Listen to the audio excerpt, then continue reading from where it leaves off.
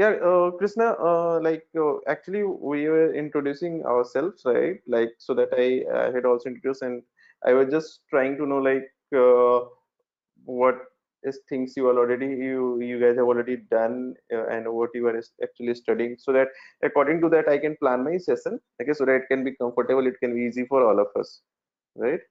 Okay, there is a issue with your mic, no worry. But but I'm audible, right? Anyway, we can discuss. You can introduce yourself later on also. Okay. Okay. So let's see what we have to do, how this session will continue. Okay, first of all, let's talk about a little bit agenda.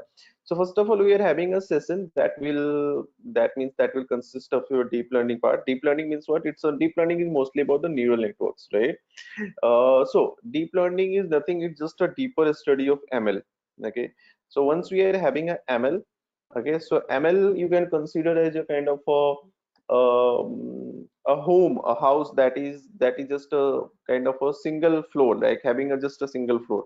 Okay, that is ML, right? And when we go for the deeper study of ML, we create a multi-story building.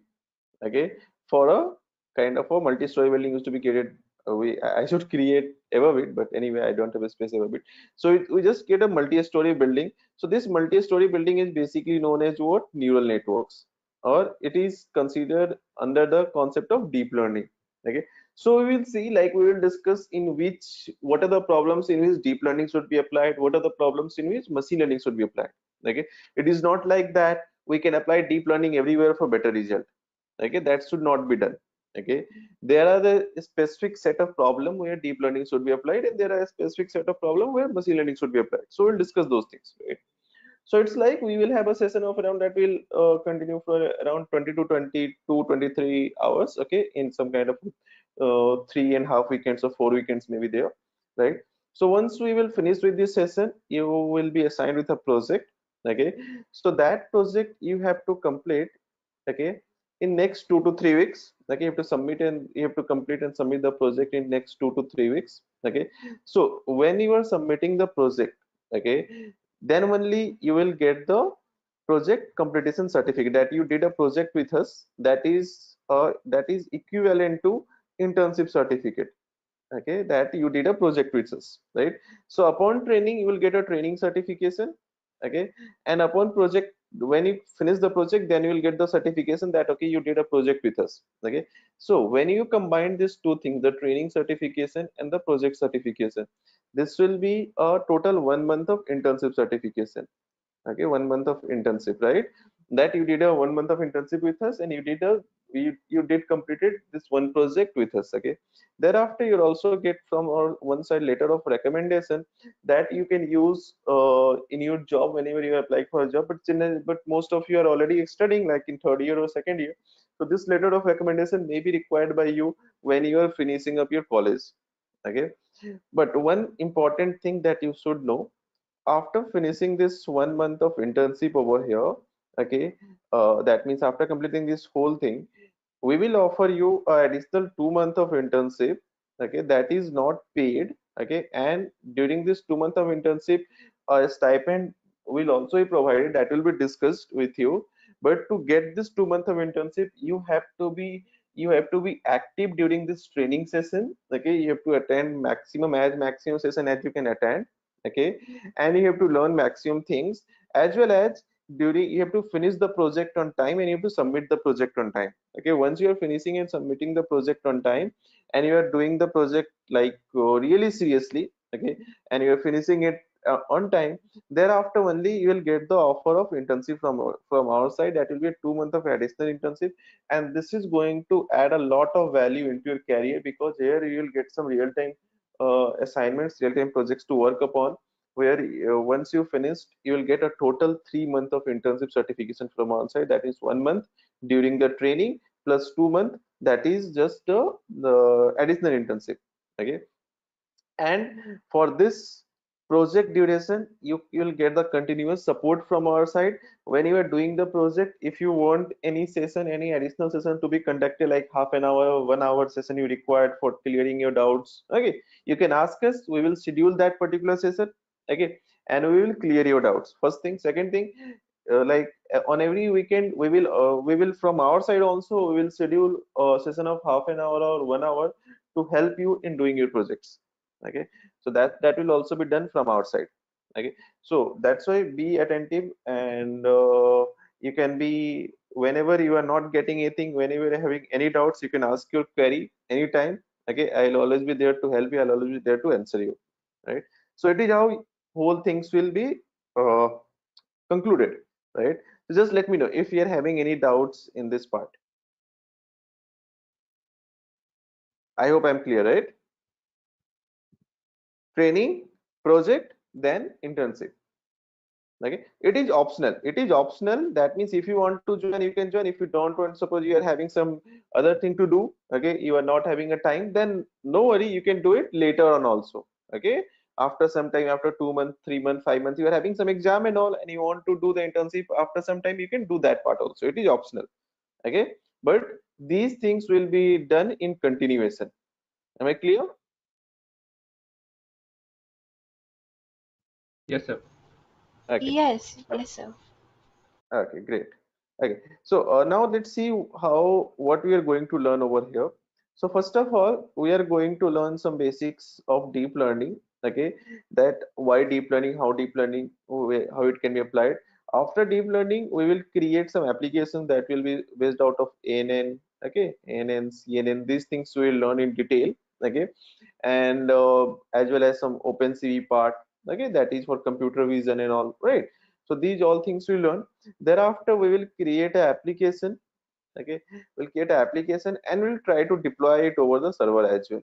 Okay, so like two of you are already worked with a web development part, so you must be knowing about the servers and all. So but here we are going to use something like Flask.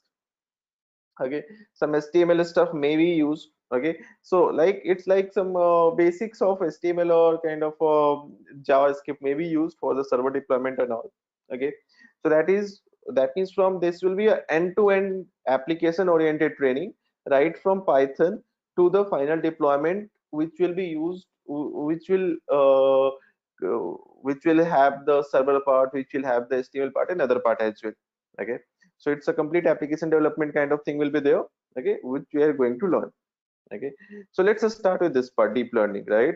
Why it is required, how it is different from ML and all. Look, when we talk about ML, okay, machine learning, deep learning is also a machine learning only, because ultimately we have to train a machine. Okay, in deep learning it's not like that we are going to train something else, we have to train a machine only, right? So it is also a part of machine learning. Okay, but why a name is given, let me tell you about it. When we study about machine learning, we want to train a system, we want to train a machine using what, using some set of data. Okay, plus algorithms, isn't it? These two things we have to use. Okay, we use some algorithms, okay, some mathematical algorithms and data, and we train a machine. But here the data was structured data, right? Here the data is what, structured data. Structured data in the sense what, like if you are having an Excel file, okay, you are having Excel data, you are having a proper data in SQL, a proper tabular data, that means the data in a proper table format, right? Like this. Okay, having a rows, having a proper columns, isn't it? So this is called a structured data. So when you are having any structured data collected from any kind of sources, so in those cases we use machine learning to train our model. Okay, because structured data will always have certain limitations. Okay, limitations in the case what, it will have some limited number of columns, it will have some limited number of rows as well, some informations are there. Okay, so that means it is having some limitations, and it's like all the columns will have some information. It is not like that this column is having information, this column is not having any information. Okay, all the columns used to have some information. Okay, all the samples, like for example, I have to make a model for what, for kind of a, for weather prediction. Okay, just consider a case that I have to make a model for what. Okay, let me take this thing. Okay, oh,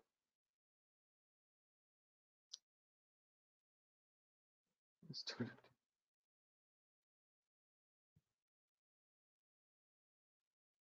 just give me a minute, right?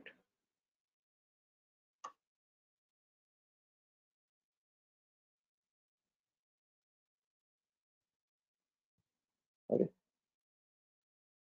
Okay, fine. So suppose I have to make a model for what? For weather prediction. Okay, like what can be the weather? It can be raining, it can't be raining, like that, right? So I will use some amount of information of past, okay, days, like past 1 year or past 3 years or past 5 year, whatever it is.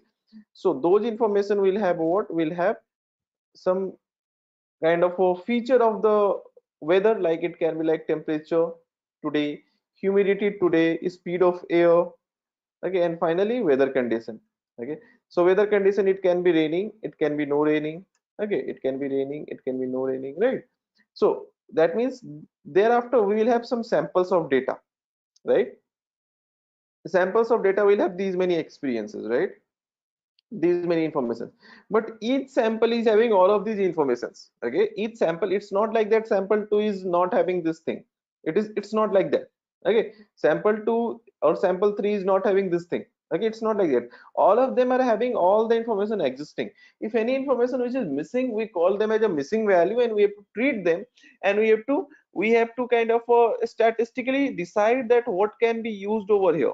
Okay, we have to statistically decide that if it is a missing value, what can be used over here, right? That means machine learning, we operate over a structured data where the number of features are very limited. Okay, number of features are very limited and the data is properly structured. Okay, but later on what happened, people started working with so many, more advanced set of problem. Like you can see, like we are having a Siri in our phone. Okay, we are having a Google Assistant. Okay, Google Assistant in our phone. Okay, then we are having what? We are having an image recognition system through which your face get recognized and phone gets unlocked, right? So we're having image recognition systems. Okay, then we are having a Google Translate. Okay, if you see that there is a translation, just search for Google Translate on the this thing, on your web browser, right? So if you are going for Google Translate, let me show you over here. Oh, what happened?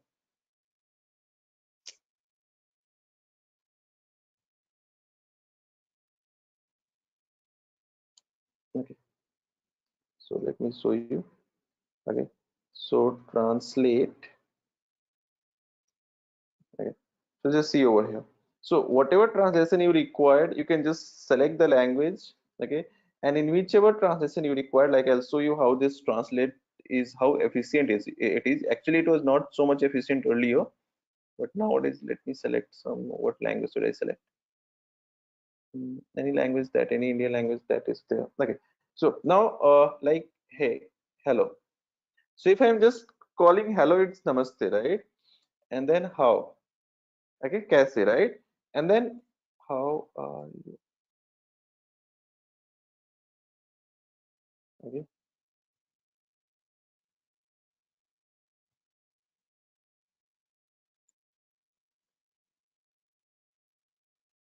okay, fine. So you can see over here that when these translations are going on, it is not going on word to word. Okay, is it translating word to word? No. Okay, क्या आप movie देखना चाहेंगे? So it's like, it's like translating on a whole context. Okay, translating on a whole context, because if it will translate word to word, then movie will come at the end. Okay, but movie is not coming at the end, right? That means the translation is not word to word, it's like on a context. That means the model is identifying the context within it, and based upon the identification of context, it is translating into the like whichever language you selected. It may be Hindi, it may be something else. Okay, so that means here also there is something more than simple machine learning is used. It is not the basic normal machine learning which is getting used over here. Okay, so it's like people started working with these kind of applications, right? Like, then we are having Google, this voice assistant application, we are having image recognition application, we are having translate. Thereafter, video tagging. Okay, video tagging. What is video tagging? Like nowadays, like YouTube, and there are so many kind of web platforms, or so many video streaming platforms are supporting it. Okay, like suppose if you are watching a video. Okay, in that video there are three persons present. Okay, like there is a person like present people. Okay, after some time there is someone called John. Okay, and after some time there is something called Ali. So in that case what will happen, like if you want to listen only to this guy, okay, you don't want to listen this guy, you don't want to listen this guy, so what you can do, through video tagging you can just select you want to listen only John, then automatically the streaming website will take you to the John, like from where John started speaking up. Okay, you will not listen these guys. Okay, so video tagging, audio identifications. Okay, audio identifications, right? So when people started working on these kind of problems, okay, so they required an algorithm which can treat these kind of complicated set of problem and can do the job and can do whatever we want to do. Okay, and can fulfill our expectation, a machine can fulfill our expectation. So we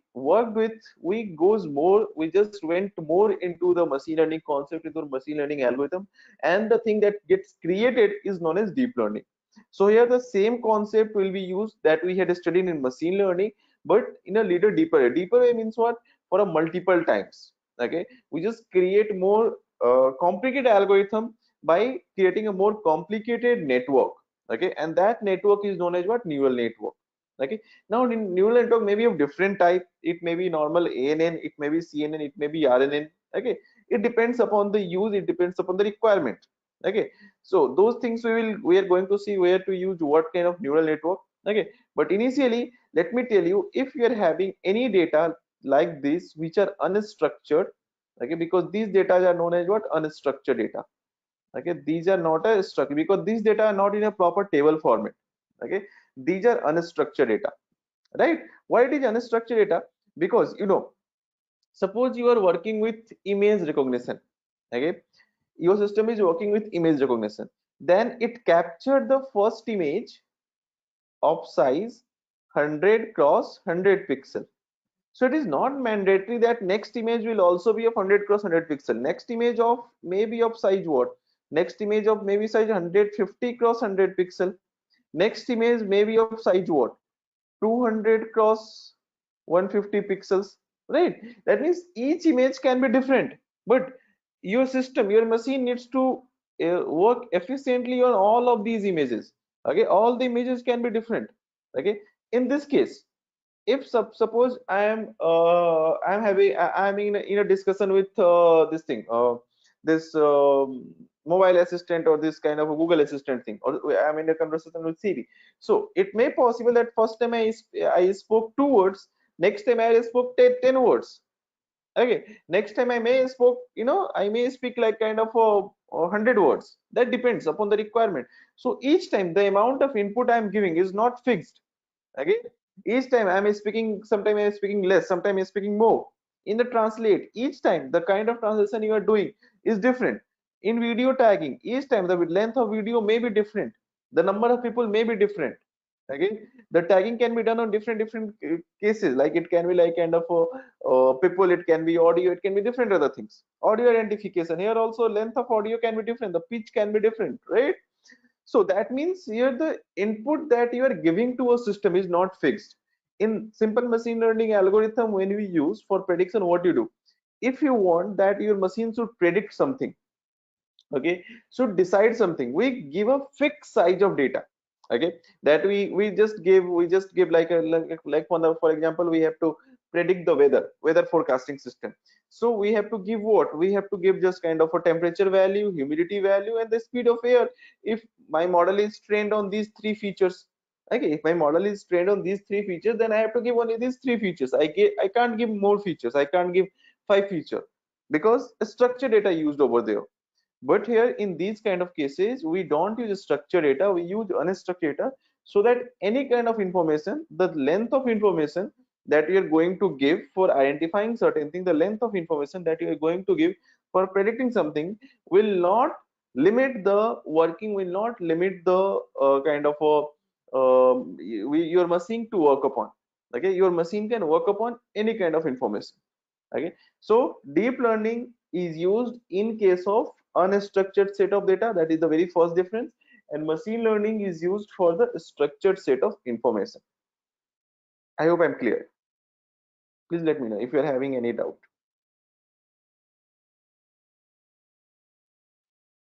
No doubt. Okay, great. No So doubts. perfect. So let's move to the next part. Okay.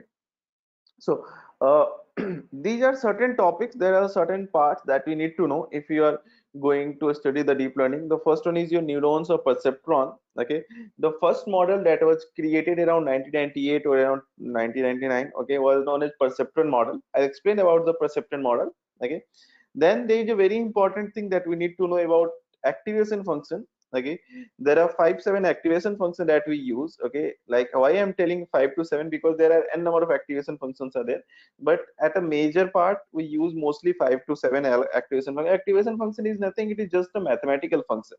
Okay, so there is no fixed rule that only these 5 7 activation function you can use. You can create your own activation function also. Okay, then the cost function means what? It is also known as loss function. Okay, that means finding out the errors. Okay, like whenever you are creating something, your system is working, is doing some kind of job, it must have certain error. It may pose, it may like while doing the processing, it may create some error. So the finding how to find out the errors. Okay, because once we find out the error, then only we can rectify it. Okay, without knowing about the error, how can we rectify it, right? So how can we find out the error? So we'll find out the error using loss function, that is also known as cost function. Back propagation is one of the very powerful or important step in neural network. Okay, so backpropagation, the name may be a little heavy, but it is just a feedback. Okay, in simple language, if I have to explain, it is just a feedback. That means suppose you just started your journey from here, you reached over here. Okay, you reached over here. Thereafter, you thought like where, like whatever we did, is it correct or not? So thereafter, again, you are analyzing your journey. Okay, you're just analyzing your journey and finding out whether it is correct or not. So that is what, that is a kind of feedback. So that is kind of a back propagation. Okay, so we'll go into the detail of it. Okay, I'll explain it in very much detail. Gradient descent also we should know. Gradient descent is one of the very important concept that we should know mathematically as well as conceptually. Okay, so both thing we will discuss mathematically as well as conceptually, because gradient descent is that thing which will ultimately make your learning possible. Okay, through gradient descent, actually your system will learn, will rectify its error, will find its error, and will delete or will decrease its error. Okay, so these things we are going to study initially with your neural network thing, right? I'll share this PPT as well with you. First of all, perceptron. Okay, so what is perceptron exactly? Perceptron was the initial model that was provided. Okay, so this is your normal biological neuron. It is your perceptron. Okay, it is an initial neuron. It is an initial concept that was basically given to understand, and this perceptron model actually re-evolved. You can say it is more evolved, or it is more kind of get advanced to create a neural network that we are using nowadays. Okay, so what is perceptron model exactly? Suppose, okay, suppose we are having a data, right? So our data will have two things. Our data will contain what? Samples. Okay, now if it is containing a samples, those samples will have what? Features plus labels. Okay, features means what? Independent variables. Labels means what? Dependent variables, right? So these two informations we are having. Okay, using these two informations, that means dependent variables are depending upon what? These guys, independent variable, right? Like independent variable are those things which are creating a situation, and dependent variable is actually the situation. Okay, now using this information we will train a machine. What? That process will be known as what? Supervised learning. Okay, that process will be known as what? Supervised learning. Okay, so supervised learning is a process in which we train a model using the features and labels that we are already having. Better? Okay, now if we are having these kind of things present with us, let's say how to use it for the neural network. Okay, so just suppose we are having features, 5 features. Okay, there are 5 features. Okay, plus one label. Okay, one label means what? The thing, the the output of these five features, right? So in a perceptron model, what we do, we just consider these five features as five input neurons. Okay, we consider these five features as what? Five input neurons. Simple. Okay, so these are some features value. It may be mathematical. Okay, it will be some mathematical value. Five features can be anything. Okay, like for example, a company wants to there is a data that a company is storing, like a company made some amount of advertisement on TV. Okay, advertisement on TV, then they also made advertisement on social media. Okay, social media, then they did what? They they spend some amount of advertisement on hoardings. Okay, they are having some hoardings. Okay, they are having some number of stores. Okay, like number of stores over there. And what else it can be there? Like advertisement in the stores is present, then what can be there?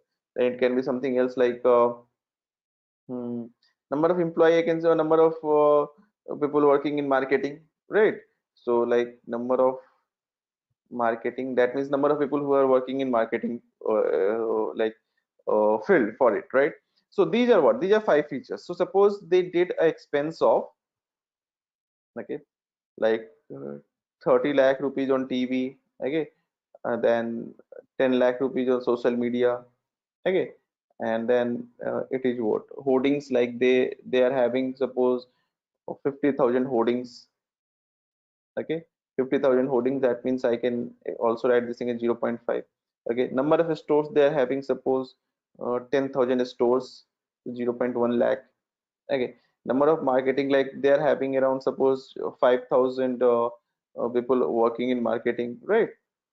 Like this is lakh, right? So these are what? These are your features. Okay, based upon the features, so this it is a feature they are collecting in each quarter or maybe in each month. Okay, so they will have huge number of features. These features are also having one thing that is called sales at the end, that in each quarter how much sales they have generated, and in each quarter how much profit they are making, okay, or loss they are making, whatever it is, but how much sales, I am just considering sales value. Okay, so suppose based upon these features they had generated a sales of around 70 lakh rupees. Okay, or like, so this is at label 70 lakh is a label. So what happened, these features will act as a input neuron. Okay, 10, 0.5, okay, then 0.1, okay, and here 0.05, right? And thereafter there will be a output neuron. Okay, output neuron. So how the value of output neuron will be calculated? The value of output neuron will be calculated like this. Just see, I'll show you.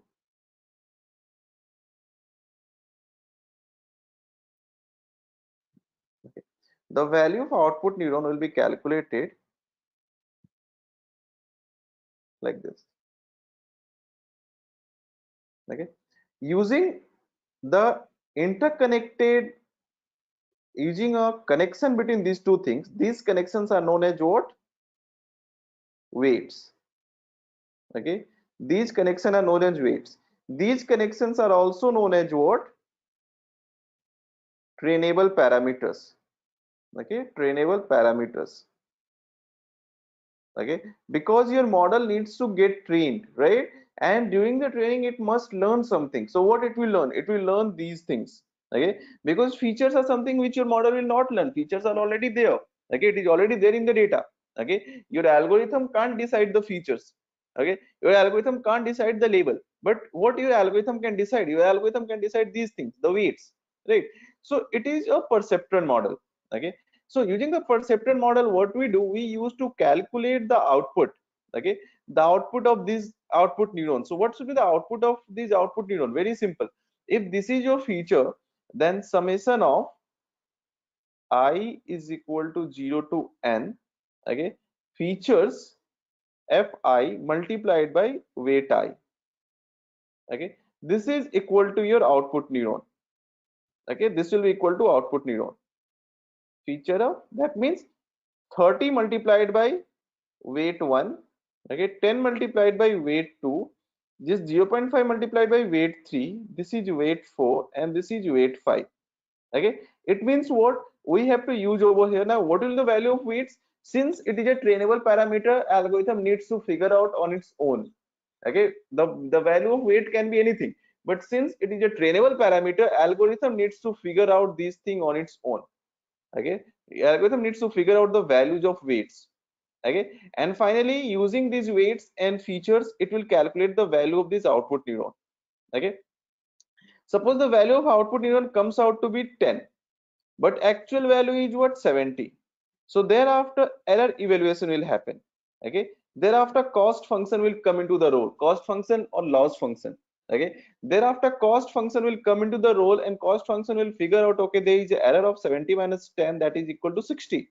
Okay, so this is an error. Okay, so this error needs to be rectified. So to rectify this error, back propagation will happen, and during the back propagation, gradient descent will be applied to tune these weights. Okay, so there are so many terms used over here: gradient descent, back propagation, cost function, weights, and we are knowing nothing about it. Okay, but don't worry, these things will be covered up in very much detail. As of now, I'm just trying to explain you about the perceptron model, what perceptron model did over here. Let me remove all of these drawings from here first of all. So perceptron model is doing what? Perceptron model is the first model in the neural network, in the domain of neural network, which was proposed. Why it was proposed initially in such a smaller, in such a kind of to solve such a small set of problem? Because at that time we were not having that much advanced kind of a, the kind of a processor, the kind of a advanced system that we are having, the kind of a supercomputers that we are having right now, the kind of graphics card and GPUs things we are having right now. These things were not there at that time when perceptron model was proposed. Okay, so that's why perceptron model is almost similar to a simple machine learning model. Okay, but still it is better to understand the whole concept of deep learning. Okay, so it will have some specific set of neurons, then we are having output neurons. To connect these things, we are having a weights values. Okay, we are having some weights values, right? Now these features, the here some features will be there, like 50, 10, 0.5, 0.1, 0.05. Okay, then there will be weights value. Let's suppose the weights value is 1 over here, weights value over here is 2. Again weights value over is weight 3 is equal to 3. Over here suppose weight 4 is equal to 1. This is weight 5 is equal to 2. Right, so what will be the output? Simple, 50 into 150 plus 10 into 20 plus 0.5 into 3, it will be what, 1.5. Okay, plus 0.1 into 1, it is 0.1. Okay, 0.05 into 2, it is 0.1. Okay, so this will be equal to 70 plus 1.5 and plus 0.1, 1.6, and then 1.7. So 70, 71.7. Okay, the output came out to be 70.71.7. Now here it is 71.7. Okay, so thereafter we are having an actual output 70. Okay, so 70 minus 71.7, this will be equal to what, 1.7. Okay, this will be equal to 1.7, right? So now why it is, no, it is what, 70 minus, it is negative 1.7. Okay, so it is a condition for what, first sample. Okay, it is a condition for what, first sample. Okay, there may be a number of sample, so for each sample there will be different error value. Like for example, first, for the first weight is 1 minus 1.7, for the second weight maybe 2.3, for the third weight maybe negative 3.1, right? So each of them are having a different error value. So some error values are negative, some are positive. Okay, so to put them, all of them under the same roof, okay, so that it should not be like a certain and negative and positive, we use certain cost function over here. So the cost function generally do what, take the square of it. Okay, takes the square of it, that means punishes the error more, so that all the values can be considered as a positive value. That is what we do. Okay, so that is cost function, that also we'll see in detail. So after having the cost function, we calculate the error, and then back propagation will happen. Back propagation will happen just for what, just to tune these guys. Okay, just to tune these guys, because the tuning of these parameter, okay, tuning of these trainable parameter, okay, tuning of this trainable parameter can only decrease the error. You can't tune these guys. Okay, these guys can't be tuned, right? You can't change the input features. What you can do, you can only tune these things. Okay, so during the back propagation, you just tune these values so that your error value can decrease to a minimum possible value. Okay, so the tuning process will be done through gradient descent, right? So that also we'll see. So but initially, if we have to look on the perceptron model, it is what called perceptron model. Okay, having, just see into the PPT now. Okay, so what it is saying, we are having over here what the very first thing, input features represented like this. Then we are having weights values. These weights value are combined over here, processing element. Okay, and thereafter the transfer function is given over here. Okay, transfer function, or you can say it is also known as activation function. Okay, like in this case there are three values, you can say. Okay, why there are three rows given over here? Because the problem statement that I consider to explain was a problem statement that was predicting a continuous value. Okay, that was predicting a continuous value. Continuous value means what? Like sales value. Okay, sales value can be anything, it can be from 0 to infinity, anything. That is a continuous value. Okay, but we also solve the categorical value prediction. We also work with categorical value. Okay, we also work with what? Categorical value. Categorical value means what? Out of three category or four category, one category will be predicted. Okay, like I'm making a model to identify five different people, or I'm making a model to identify whether a company will be in profit, will be in loss, or in no profit, no loss. Okay, so there will be three category: profit, loss, or no profit, no loss. Okay, so here the value is not getting predicted. Here the category is getting predicted. That is what, there is only three possibilities, right? There is only three possibilities, right?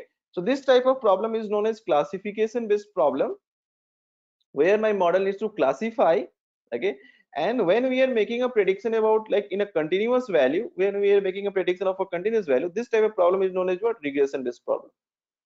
Okay, it is known as regression. Okay, so both the problems can be solved, regression as well as classification. In the regression, a continuous value will be predicted. In the classification, the probability of each condition will be predicted. That means the probability of profit, the probability of loss, the probability of no profit, no loss. Suppose the probability of profit is 0.5, the probability of loss is 0.3, and the probability of no profit, no loss is 0.2. So this is maximum. So it will say that okay, your company will be in profit. Okay, so here the probability, our algorithm, our transfer function, or you can say it's a activation function, will do what? Will just convert your value into a probability, or you can say in kind of most probable things, so that final prediction can be understood. So it is called your what? The first thing is known as what? Perceptron model. Okay, the perceptron model you can easily find. I'll show you. If you have to visualize, you can. But anyway, nowadays people are not using perceptron model, but just for knowledge, initial understanding, we should know it. Okay, so it is your perceptron model. Any image you can consider. Okay, like just consider this image. uh,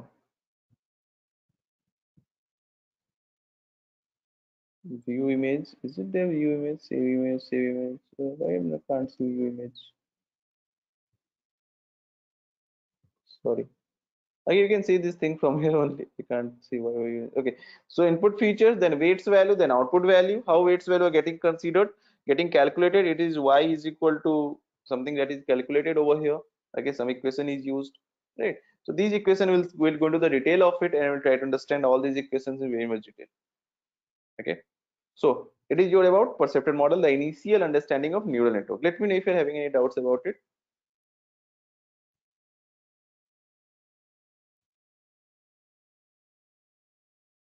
Is it clear?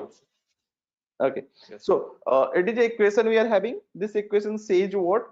That fx can be calculated by weights. There are weights value. Okay, there are bi value, that is the kind of coefficient you can consider, or the input feature. Then b naught is what? B naught is your bias value. B1 is your input value, and then weights value. Okay, so we have to understand it, how it exactly works, right? So we'll see. Okay, okay, I'll come to this hidden layer and all, but before going to hidden layer, we need to understand this whole equation. Okay, this is a very powerful equation actually, right? So let's see how exactly it happens. how this equation actually works. Okay, so we are having a input value called x. Better, it can be x1, it can be x2, it can be x3. Okay, and these things are generating output called y. Okay, these things are generating output called y, right? Now what I did, I am calculating yh, that is equal to weight not. Weight not I am considering as a bias value. Okay, bias value in equation. Okay, what is bias value? That means in case all the features are zero. Okay, in case x1, x2, x3 everything is zero, then what can be the output? There must be certain output, so that output is what? Weight not. Better, perfect. So now we can do what? W1 into x1 plus W2 into x2 plus W3 into x3. Then it is a equation that a neural network, or you can say, uses to calculate YH. YH is what? YH is a calculated value. Okay, Y is actual value. Then what will be the error? Error will be equal to Y minus YH whole square. Okay, this will be the error. Y is square because it may be error value may be negative or positive. So just we are punishing the error more. Okay, because once we punish it more, there is a more chance of there is, that means by just with a little bit, or you can say error optimization process, whatever error optimization process we'll apply, that will be more effective, right? Because we punish the error more. So we are considering a small error as a big error. Okay, and then we are trying to regulate it, and then we try to optimize it.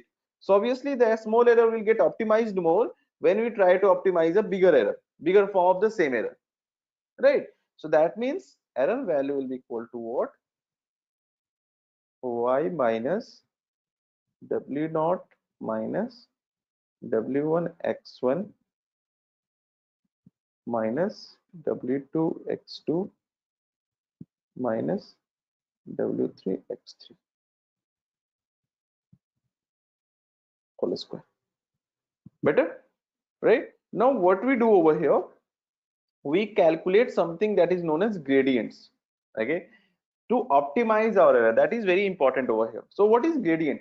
Gradient is nothing, just we have to partially differentiate this equation with respect to all of the trainable parameter. There are four trainable parameters over here: W0, W1, W2 and W3. Okay, these are four trainable parameters. So what we do, we'll partially differentiate it with respect to W0. So this will be equal to what? This 2 will come over here, then Y minus W0 minus W1 into x1, okay, minus W2 into x2 minus W3 into x3. Okay, and this W0 is having a negative value, so it can be minus 1 can be added. Okay, that means this will be equal to negative of 2 y minus yh, right? Negative of 2 y minus yh, right? Now what we will do, we will just partially differentiate with respect to W1. So when we partially differentiate with respect to W1, it will be 2 y minus W1 into x1. Sorry, I just made a mistake. It's W0, right? Y minus W0 minus W1 into x1 minus W2 into x2 minus W3 into x3. Okay, and then we are partially differentiating with respect to W1, so minus x1 will also be used over here because x1 will act as a, you can say, that means a coefficient for it. Okay, so this will be equal to negative of 2, okay, y minus yh into what? Into x1. Better, y minus yh into x1. Okay, the same procedure can be used further, right? We can use over here what? De upon d W2. This will be equal to what? Negative of 2 y minus yh into x2, okay, and dE upon, that is partial differentiation of error with respect to,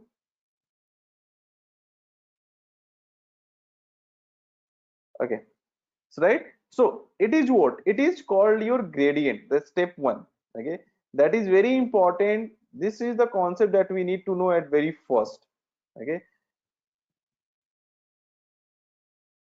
so that means these are called gradient, and while they will descend, that means when they will decrease, okay, then only your neural network model will learn, or your deep learning model will learn, okay, when they will decrease, okay, when the value of this gradient will decrease, right, then only it will learn, right.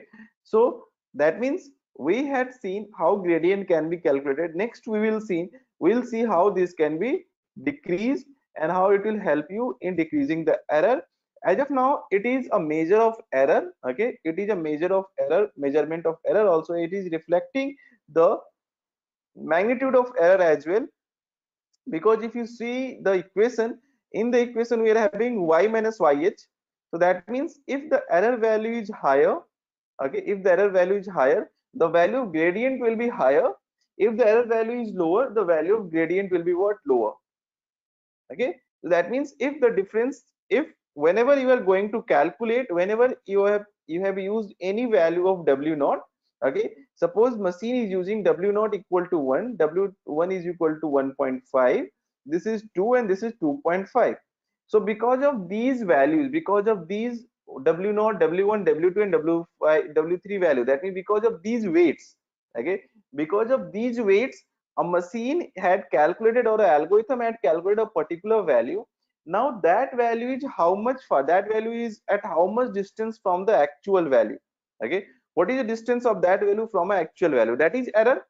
Okay, so that error value can be easily reflected with the help of gradient value. If the error value is higher, the value of gradient will be higher. If the error value is lower, the value of gradient will be lower. Am I clear? Yes, sir. Please tell me. Yes, sir. Okay, so thereafter we'll see how it will help you in decreasing the error, or how it will help you in making a model train. Okay, before that I want that we should also have a small break, our first break, so that we can get little refreshed, and thereafter we can continue with this part. So is 10 minute break is enough for all of us? Shall we go for a 10 minutes of break? Yes, sir. Okay, Yes, so in sir. just 10 minutes we'll join back by 9:07. Okay, we'll join back, and thereafter we'll continue with this part, right? Okay. Okay, sir.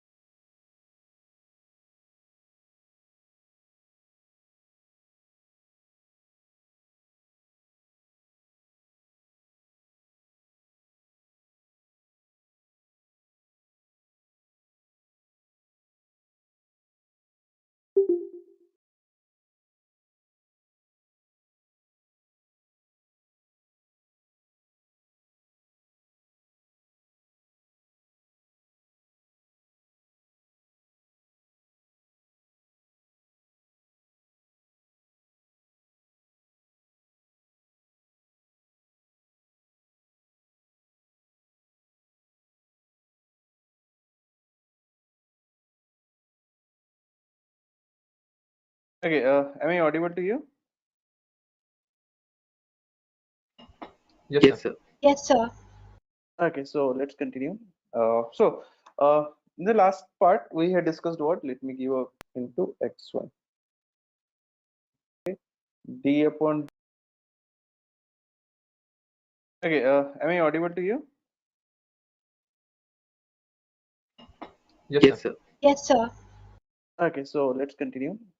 So in the last part we had discussed what? Let me give a quick review of it. So first of all, we understood like we will have some number of features. Suppose we are having only two features, okay, then we are having a label y, okay, and then we are calculating YH. This YH will be equal to what? W naught plus W1 x1 plus W2 into x2.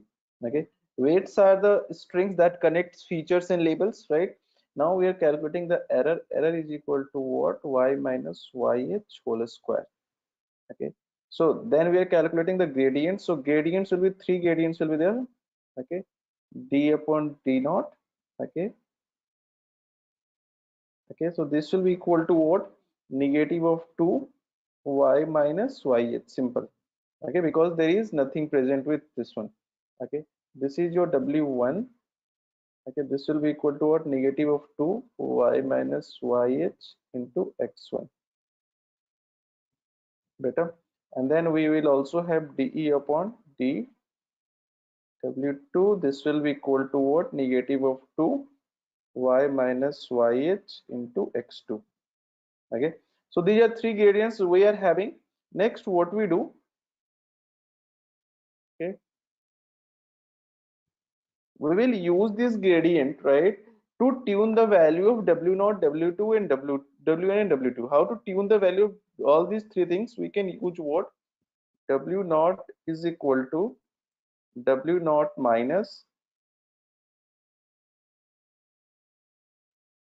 better, w1 is equal to w1 minus, and w2 is equal to w2 minus. Better. So it is done, right? Now how this equation will help you in tuning the value of these coefficients or these trainable parameters? Very simple. If it will be smaller, it will be tuned less, right? When it will be smaller, it will be smaller. When error will be smaller, okay, when error will be smaller, this value will be smaller. Okay, that means it will be closer to zero. When these value will be closer to zero, these guys will tune less.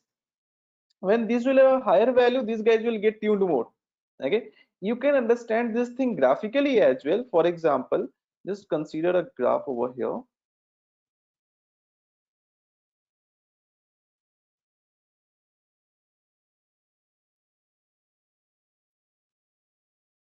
Okay, y-axis, x-axis.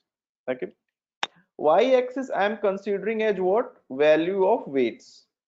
Whatever the value of weights are there, that is over the y-axis. Okay, sorry, I just did a mistake. Value of errors I should use over here. Okay, so whatever the errors we are getting, we're considering that thing as a y-axis. So these are your errors. Okay, and errors are dependent upon what? Errors are dependent upon the values of weights. So it is your weights value, right? Now just consider the ideal case. Ideal case says what? That your error, because of certain weights value, your error is decreasing, then increasing, then increasing, then decreasing, right? So in this way, okay, suppose it is my learning curve. Learning curve means what? That means for certain values of weights, we are having a higher error value. For certain value of weights, we are having a lesser error value. Okay. So case is ideal over here. We'll discuss about the non-ideal case also, but initially, to make it simple, let the case be ideal, right? So out of all possible weights value, okay, all possible weights value that we are having on this coordinate, which weight value we should consider? This one, because here the error is what? Minimum. Okay, we're having a minimum error over here. Since error value is minimum over here, so this weight value we should consider. Now question is how to find out these weights value. The process of finding out these weights value is known as, the complete process is known as gradient descent. So it is actually your gradient descent. Okay, it is a process of finding out the weight value which can give you the minimum possible error. How? Let's see what we are exactly doing. We are calculating d upon d weight naught. So it means what? It means we are calculating, suppose if it is your initial weight value, okay, suppose this one is your initial weight value, right? Just a minute, Let me use some other color. It may be somewhere over here, anywhere it may be, right? It may be over here, right? It is your initial weight value. So at this weight value, we have calculated what? So what we have calculated? We have calculated the slope of a curve, sorry, slope of a tangent that passes through this curve point. Okay, that passes through the curve. Okay, d upon d weight not means what? We have figured out, we calculated this value is also known as slope of a tangent. Okay, that is passing through the curve. Okay, from this point. This is what we calculated. Okay, now you know slope can have four, that any line can have four types of slope: negative, positive, zero, or infinite. Okay, so that means a line which is drawn like this will have a negative slope, obviously. A line which is drawn like this will have a positive slope always. A line which is horizontal will have a zero slope, and a line which is perpendicular will have infinite slope, right? So here the slope will be what? Here the slope will be negative. Okay, here the slope will be negative. That means you can consider over here weight naught is equal to weight naught minus some negative value. Okay, so this will be equal to what? Weight naught plus v. Okay, that means if your initial weight value was over here, obviously the next weight value towards the direction, towards this direction. Okay, so suppose your next weight value becomes this one. This is your next weight value. Okay, so on this weight value, what you will do? You will again calculate the same thing. Okay, same thing will calculate. That means you are again calculating the slope of a tangent. If I will draw a line over here, okay, slope of a tangent at this point. Okay, so again you are implementing the same slope of a tangent at that point in this formula. Okay, and you will move towards this direction. Okay, so after some time what happened, you will, like, you keep converging. Okay, you keep converging, but with time the value of this guy, where the value of this gradient will keep descending. That's why it is known as gradient descent. Will get smaller, more smaller, more smaller, more smaller. Okay, after some time it will be almost equal to zero, because it will touch this point. Okay, where the errors will not change for some moment of time. Because errors will not change, that means what? That means you are at a point where you can say, where it may be taking a turn, right? So if errors will not change, this guy will also not change. Okay, if this will not change, that means it will be almost equal to zero. Almost equal to zero. So whenever your gradient value becomes zero, okay, why? Because here there is a horizontal line created. Horizontal line will have a slope equal to zero. When the gradient value becomes zero, you can say what? Weights stops changing, and when it stops changing, weights stops changing, you can say what? That error value is zero, and that is known as what? Minima. Okay, it is known as what? Minima, or you can also say global minima. Okay, minimum in the sense because it is giving us the minimum possible error, right? So the same process you can assume from the other direction. Suppose the initial value of weights excuse me, suppose initial value of weights was over here. Why it can be only here? It can be here also. Okay, initial value of weights can be anywhere, right? So suppose initial value of weights we are having, just a minute, over here. Okay, this is your initial value of weights. Okay, this can be your initial value of weights, whatever. It can be anything, any real number, right? So that means we are doing what? We are again calculating de upon d weight not over here. Okay, so d upon d weight not will have positive slope this time. That means weight not minus some positive value. That means the next possible value of weight will be in this direction. So this can be over here, right? This can be over here, right? So that means by using a cost function, or a loss function, what is cost function over here? This is a cost function. Okay, it is actually a cost function. That means by using a cost function over here, what are we doing? we are calculating the error over here. That means first we use a cost function, we calculated the error.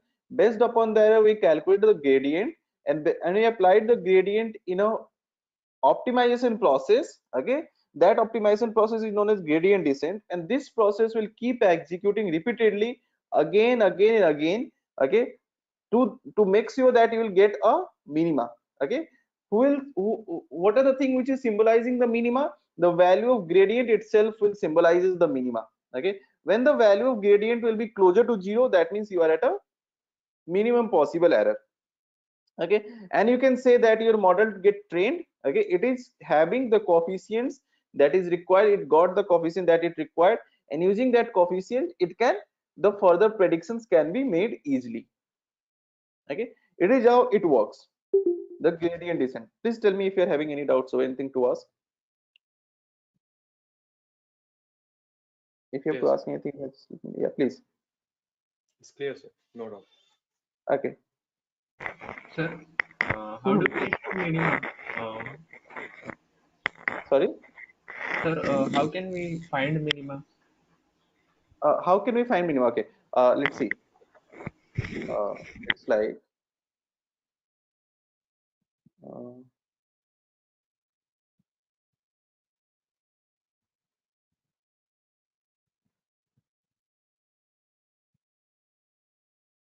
just a minute.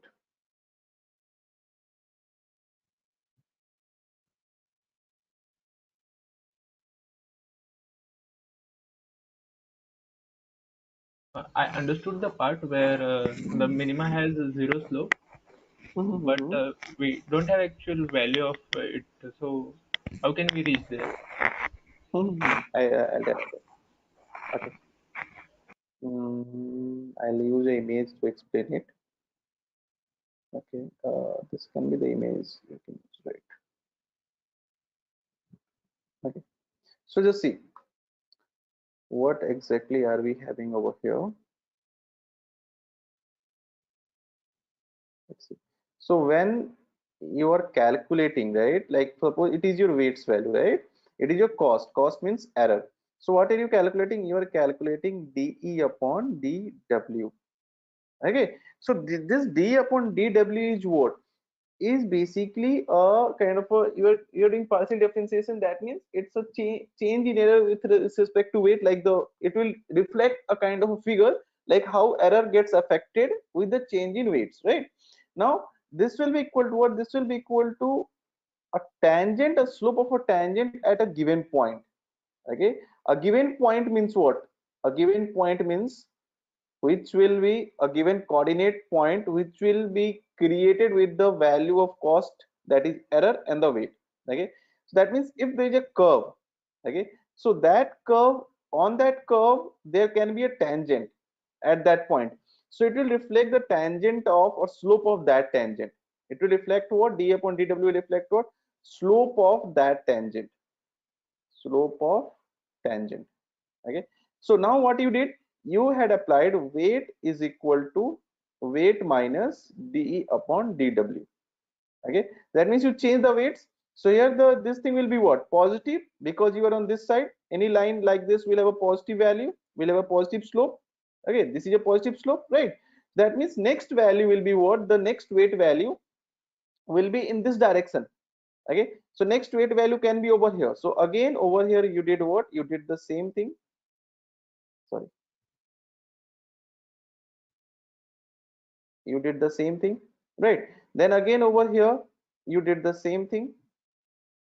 Again over here you did the same thing.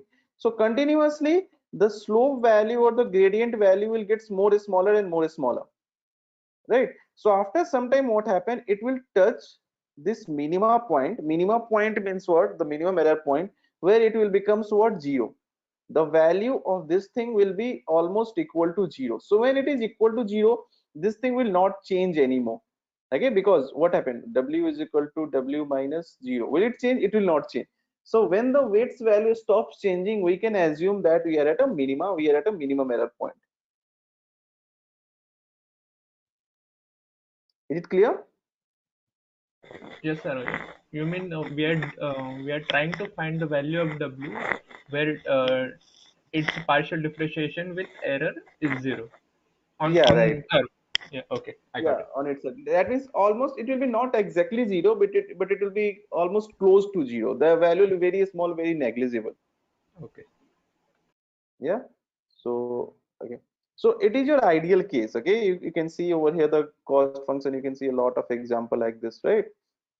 There can be some non-ideal case as well. Okay, like for example, I'll show you. Okay, this one. Okay, so here the thing is, whenever you are changing the weights, okay, and you are expecting error to be decreased. Okay, why are you changing the weights? Why are you tuning the weights?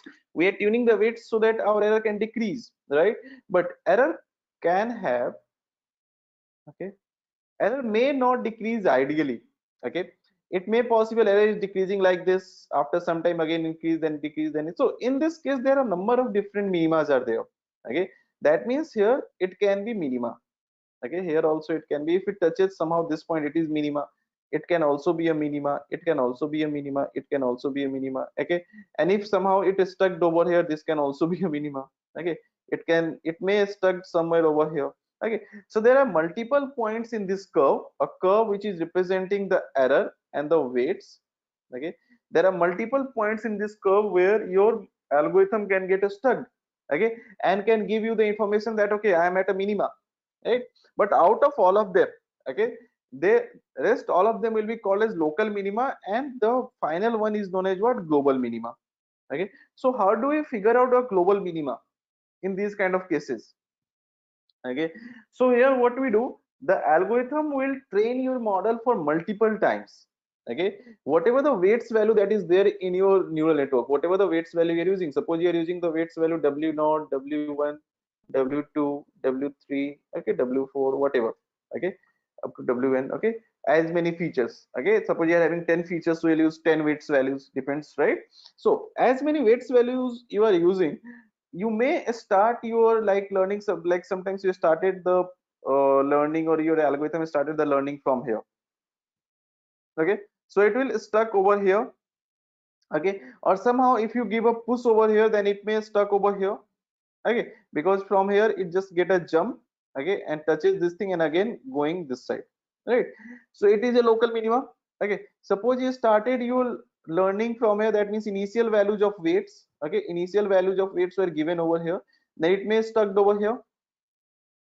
Okay, because here it will get the d upon d0 almost, or de upon dw almost 0, right? It's a horizontal line, right? It may stuck over here.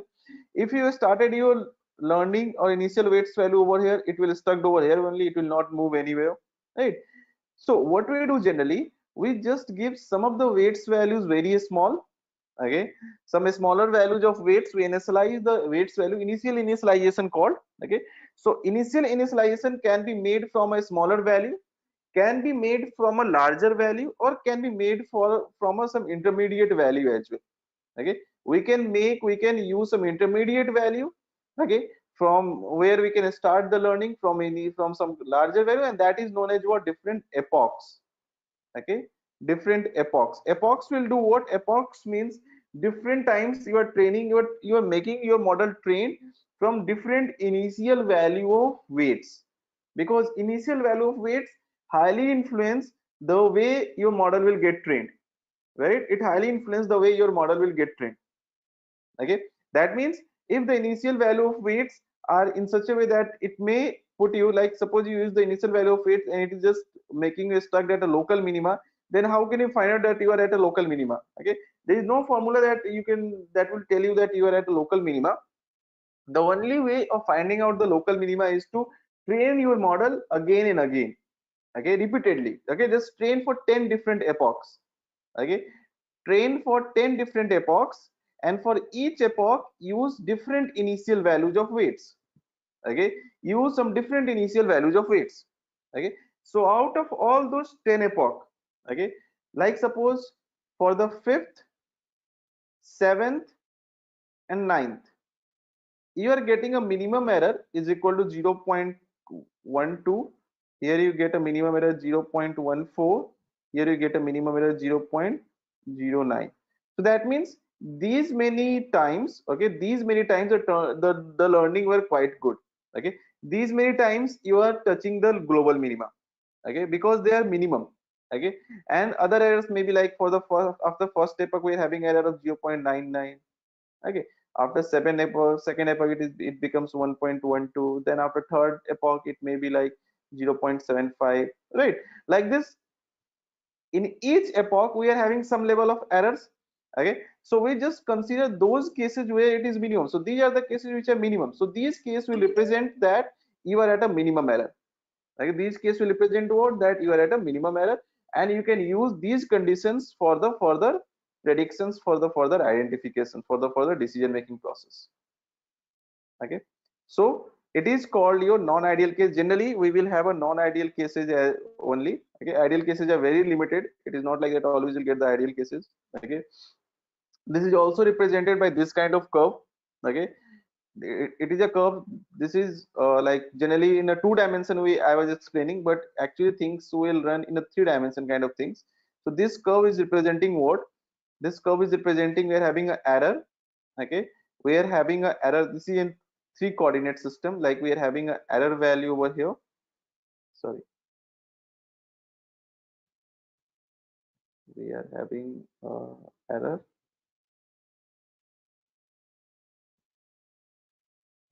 This can be your error, this can be your first weight, this can be your second weight, right? So that means we are just starting from different location. Okay, and then our tuning process will help us to to put us at a minimum possible error point. This is your minimum possible error point. Okay, this can also be a minimum possible error point. There are so many minima, you can see there are so many minima, so I have to avoid other minima. Okay, our algorithm should avoid other minima and should reach global minima. So how is it possible? By repeated training. Like suppose it has started training, it starts its training from here, so it will stuck over here.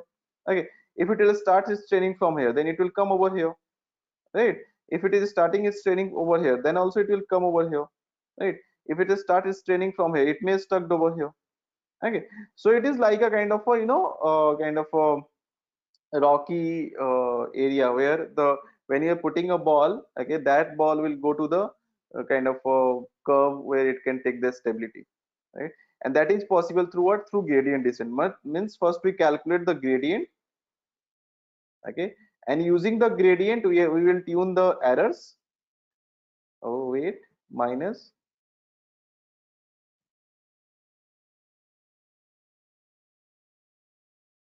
and then we will wait for the time. Okay, we will wait for the time when this thing becomes zero. Okay, and when it becomes zero we will consider that weight. Okay, and we'll consider a minima over there. Am I clear? Please tell me if you're having any doubts over here, mathematically, if Because it is all, clear or not, because we will do the programs, we'll see like how programming can be done programmatically also, we're going to understand it, but mathematically things should be clear. so are all the weights like calculated simultaneously? Yeah, right, all the weights we have to calculate simultaneously because all the weights will be tuned simultaneously. Okay, clear. Mhm. Right.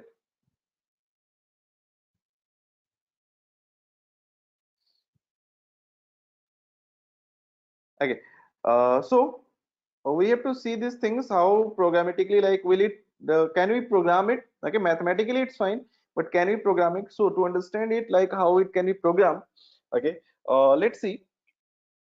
We have to use some we are going to use Python. I hope you are already aware with the Python. All of you are aware with the Python, that's why you've joined the deep learning part. Still, if you face any difficulty, you can just let me know anytime that okay, this thing you cannot understood, I'll explain, right?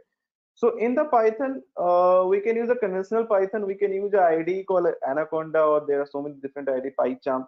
So if you are already knowing some IDE and you are using those IDE like PyCharm, Anaconda, or other things, you can use them. Okay, but what I will do, I will use Colab. Okay, the benefit of using Colab is what, that my own resources will not get consumed. Okay, that means my system resources will not get consumed. It can be, it can be like any kind of like it will use the system of or the server of Google. Okay, it will use the server of Google, so it's like the server of Google or the resources of Google will be consumed. That is better part with it. Okay, second thing, I can share my code with you in real time as well. Okay, by using the share button I can share the code with you in real time, so that's why I will use collab. Okay, for now.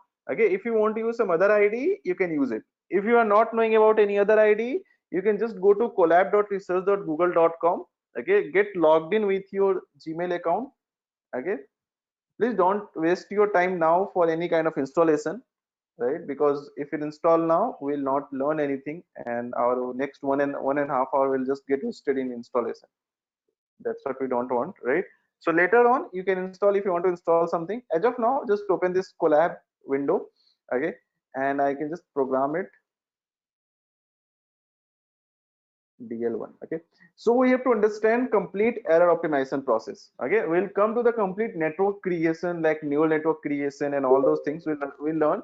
But the very first thing, the very important thing that we should know is error optimization process. Once we understood error optimization process, then other parts are just quite easy. That means anything we can do very easily. Okay, this is the most important and most kind of a glitchy part over here, right? So the very first thing that we require is what features. So what we will do, we will just use over here x is equal to np dot array. I'm just defining some random features over here, 3.2 comma.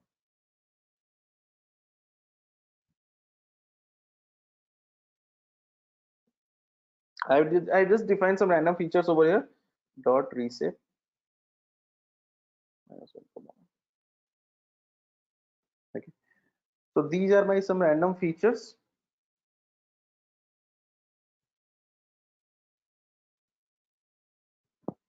Oh, what happened? Reshape sha. Okay, these are my some random features. Let me define y.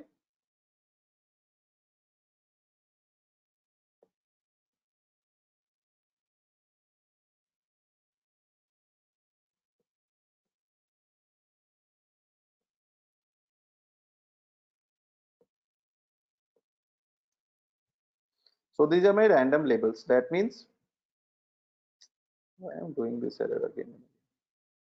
Okay, so we are having what that means we are considering these things as a independent variables. Okay, these are what independent variables.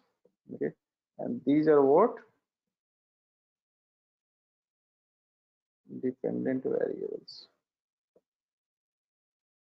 Okay, these are what your dependent variables, right? Like we are considering the y is depending upon the x. Okay, so we have to do what? First of all I have to calculate the yh.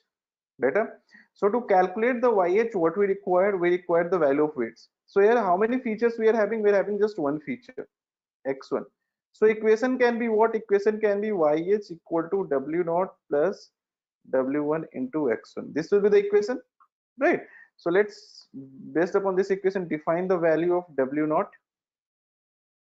W naught is equal to 2.3. Okay, any real number. W1 equal to suppose 1.2. Okay, any real number I just defined. Okay, thereafter I'll calculate yh is equal to w naught plus w1 into x. So it will be your yh.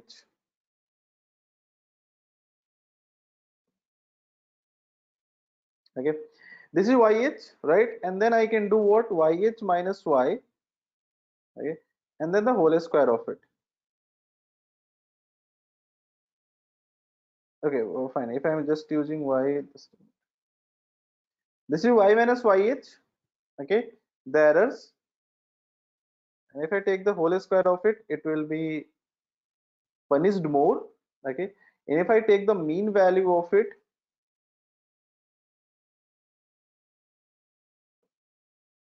okay, it is my error value. So my initial error value is what? 11.4404. Okay, that we need to tune. So for tuning it, what we will do, we have to calculate.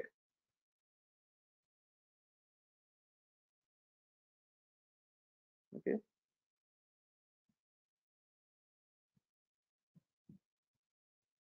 This will be equal to negative of 2 y minus yh. This will be equal to negative of 2 y minus yh into x. Better? Okay. So let's use it. DAW naught and DEW1. Okay. This will be equal to what? Negative of 2 multiplied by y minus yh. Y is there, yh is also there, right? That's fine. This will be equal to what? Negative of 2 multiplied by y minus yh multiplied by x. Okay. So we are having what? DEW naught. Okay. And we are also having what? DEW1. So there are multiple values. We need a single gradient value. So what exactly we do? Since it is a matrix, so we need to do a matrix multiplication, isn't it? Because y minus yh is not a single value. Okay, y minus yh is not a single value. There are 5 values over there. Okay, there are 5 values over there. Like error value, you can see error 1, error 2, error 3, error 4, and error 5. Okay, this is your error value. Okay, and then I have to multiply this thing with x. So x is also having 5 value over here: x1, x2, x3, x4, and x5. Okay, so we're doing a multiplication here. So since it is a matrix, so we have to do the matrix multiplication, isn't it? So for a matrix multiplication, it should be what? It is by default 5 cross 1. This is also 5 cross 1. So I have to take the transpose of it, so it becomes 1 cross 5.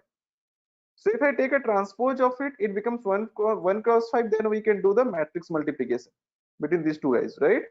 So just take it dot t comma, okay, and here np dot multiplication. For dot multiplication, dot function we use. This is a dot function. Okay, so here I can take the matrix multiplication. So it becomes a single gradient value, okay, influenced by all the errors. But what in case of DEW0? Okay, because how can we take the matrix multiplication over there? So if you see the equation, okay, with W0 we are having a value called 1. Here we are having x as a coefficient, here 1 as a coefficient. That means error 1, okay, error 1, error 2, error 3, whatever it's the error, that will be multiplied with what? 1. Okay, and thereafter summed up. That means E1 plus E2, right, plus E3 plus E4 plus E5, right? This will have what happen? Okay, if you're doing the matrix multiplication also, these all things will get added up. So same thing we can use over here. What we can do, we can just use over here dot sum.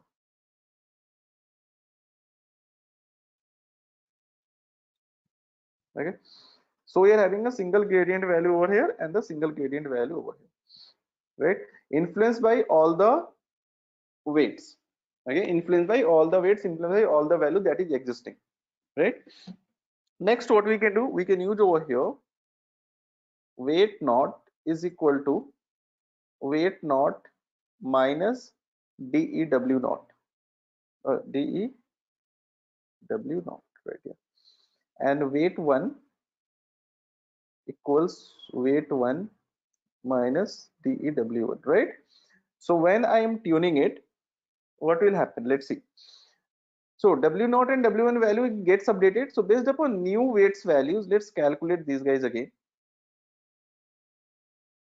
So now if you're calculating it, it is your mean. So it is your average error. So average error initially it was very less, isn't it? 11.4404. Now it's become 1,42,452. Why is it? Okay, we're having a very huge error. Okay, my error should decrease, but it increased a lot. Why it increased a lot? Because of only one reason, and that is your the value of gradient. Because of this unregulated gradient. Okay, just imagine a case where your initial weight value is what? Initial weight value we are having 2.3 and 1.2. Okay, just consider a case 2.3 and 1.2. Okay, So minus 19.32, okay, minus 97.64. So this will be equal to what? This will be equal to your around some negative value will be there, some like negative 17 or 16, whatever it's there. This will be equal to what? Negative 96 or something. You can just imagine whatever, like you can calculate whatever you are getting, right? So basically you're getting a value, a huge negative value, okay, or a very small value, I should say, a bigger negative value or a very small value we are generating. So because of this unregulated value, okay, we are getting a huge error. Why are we getting this unregulated value? Because of this unregulated gradient, okay, because of this unregulated gradient. What exactly happens? I'll show you. If you are, okay, if you are, you have to do what? Just a minute. If it is your learning curve, right? Okay, so my expectation is what, that I should take a baby step. That means from here the next point should be here, then it should be over here, then it should be over here, then it should be over, then it should be over here. But what exactly? From here it should be over here, then here, then here, then here, then here, right? It should be my step. But what exactly happens when you are using, you are calculating the gradient, your gradient is not regulated. Since your gradient is not regulated, what happen, like your gradient value or whatever the slope that is present over here is not regulated, right? Now if suppose the slope value is very huge as compared to your weights value, okay, the slope of this line is quite huge, okay, the slope of this tangent, the slope of this the slope of this tangent, the value of this slope of the tangent is quite bigger as compared to the weights value that you are using, whatever weights value you are using, like w0, w1, whatever you are using, right? So as compared to the weights value, it is very huge. So in that case, what happened? You will just make a jump. That means you make a jump from here to here, okay, or may I take a jump from here to here, or may take a jump from here to here. From here you can reach over here, again you will reach over here. That means your learning is just unregulated. We have to regulate the learning. So how can we regulate the learning? But to regulate the learning, there is only one way, to make the, to make the these gradients smaller, okay, whatever the gradients that you are using, okay, whatever the value that you are using, what value, what are the gradients? The gradients that we are using is de upon dw. This thing needs to be smaller, but how to make it smaller? We can't change the direction, okay. That means if we are over here, okay, we can't change the direction, right? Like it's not like to make it small we are just decreasing the value or any small value we use, okay, that means change the direction. So what we do, we will not change the direction, we just make the magnitude smaller, so that your algorithm will start taking the very baby steps on the same curve, okay, your algorithm will just start taking a baby step on the same curve. So how to decrease the magnitude without decreasing the direction? Very simple. We can decrease the magnitude by, without decreasing the direction, by using something called learning rate. So if I'll multiply this guy with 0.01, okay, the magnitude decreased, isn't it? 0.01, but direction didn't increase, direction remains same, okay. Only the magnitude is decreasing, magnitude of what? Gradient. So same process we have to apply over here. So this is known as what? Learning rate. Learning rate do what? Learning rate basically regulates the learning, controls the speed of learning or pace of learning, because learning should not be very high and should not be very small. There are two gradients generally created. One is called exploding gradient, second is called vanishing gradient, okay. Exploding gradient are those gradient where the gradient's value becomes very huge, okay, and you're learning, your algorithm is moving into a situation of unregulated training, okay, your training gets unregulated, that is called exploding gradient, okay. Vanishing gradient may appear in these kind of cases. I'll show you. Vanishing gradient actually appears in these kind of cases.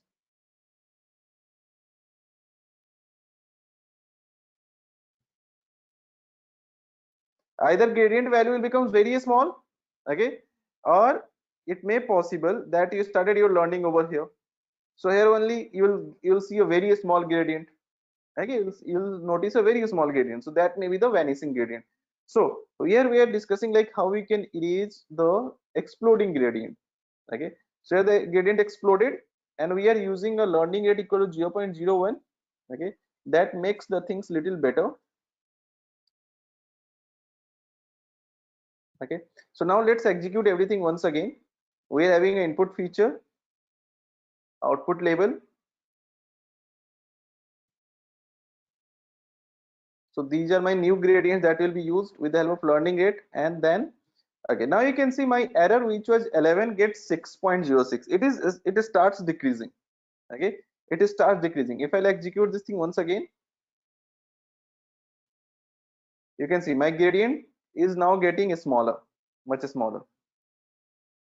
Okay, my error value starts decreasing. So what I will do, I will create a loop over here for I in range like 0 to suppose 50.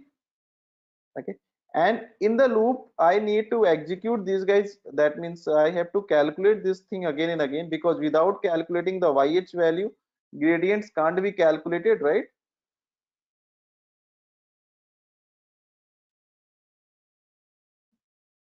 Okay, gradients are calculated, then we can use these things.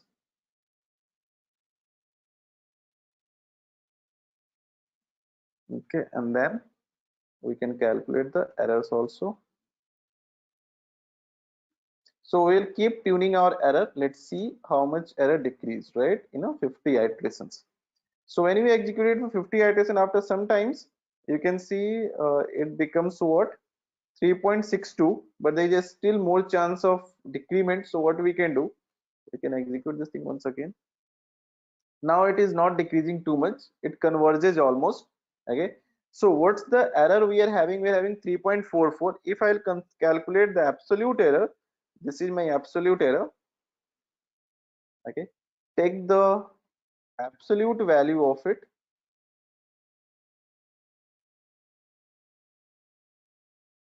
Again, take the mean of it. So absolute error is 1.66, average error is 1.66, and this is my squared error. Okay, so it is a case that we got when we started our weights value from this number. Okay, so let's make it more small, the weights value at 0.3. Okay, and here it is 0.5. Okay, and then just train your model. Let's see what happens, whether we are getting a less error or not.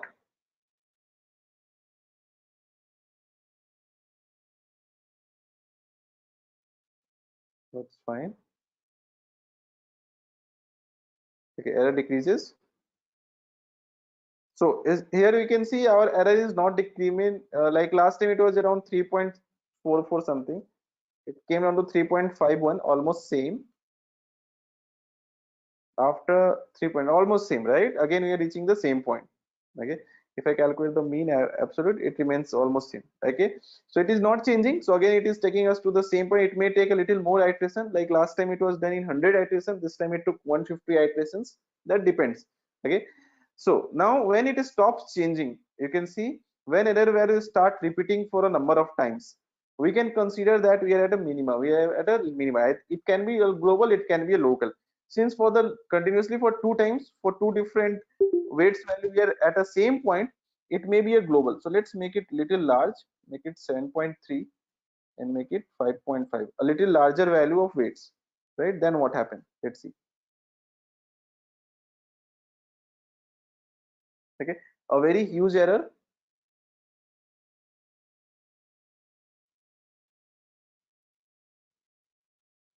So error decreased or increased? It decreased a lot. Okay, tune it. It came down to almost same level again. Okay, so for three times we executed and we are getting the same result again and again, sometimes 3.44, sometimes 3.40, then 3.42, almost same value, right? So we can consider that we are each time we are reaching at a minimum error, and that minimum error we can consider as a local minima, sorry, global minima. Okay, because the minimum error are getting repeated, and at the end we are having a trainable parameter that can be represented like this: weight naught and weight 1. We are having a trainable parameter like this. Okay, that means if a simple neural network will be created over here, it is having what? It is having a feature x1 and x2. So it is having just one feature x1, right? There is no x2.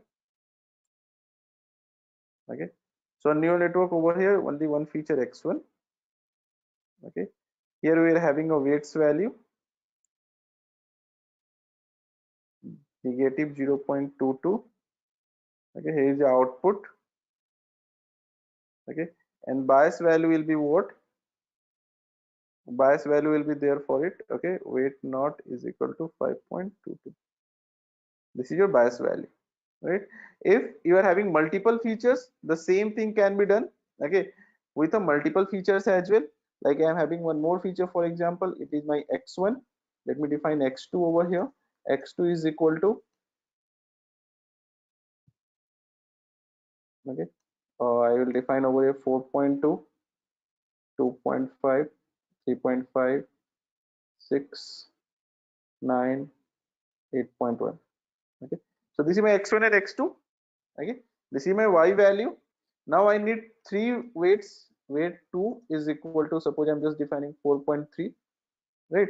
And this can be what? Plus w2 multiplied by, I have to use over here x1 and here w2 multiplied by x2.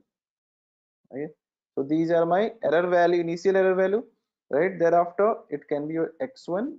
Okay, and I can calculate one more gradient, dew2 negative dot y minus, it can be your x2. Okay, dew0, dew1, dew2, right? X1, x2, all good. Okay, so this is your dew0, this is your dew1. Okay, and let me use dew2. I hope I'm doing everything correct. I'm not sure about it. We'll check out if any error happens. W2 is equal to a W2 minus learning rate multiplied by dew2. So this is what we are having, and then we are having the error value W. We have to calculate the yx. Where is yx? Sorry, yh. Calculate the value of yh.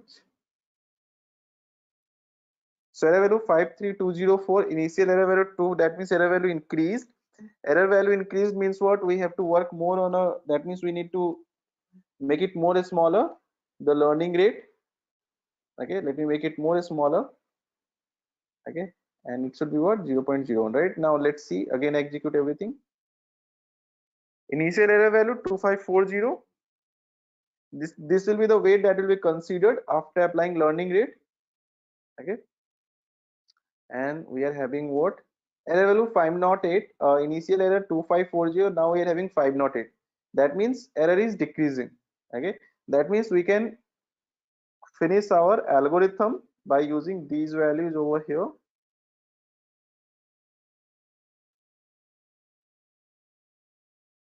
Okay, and using these values over here.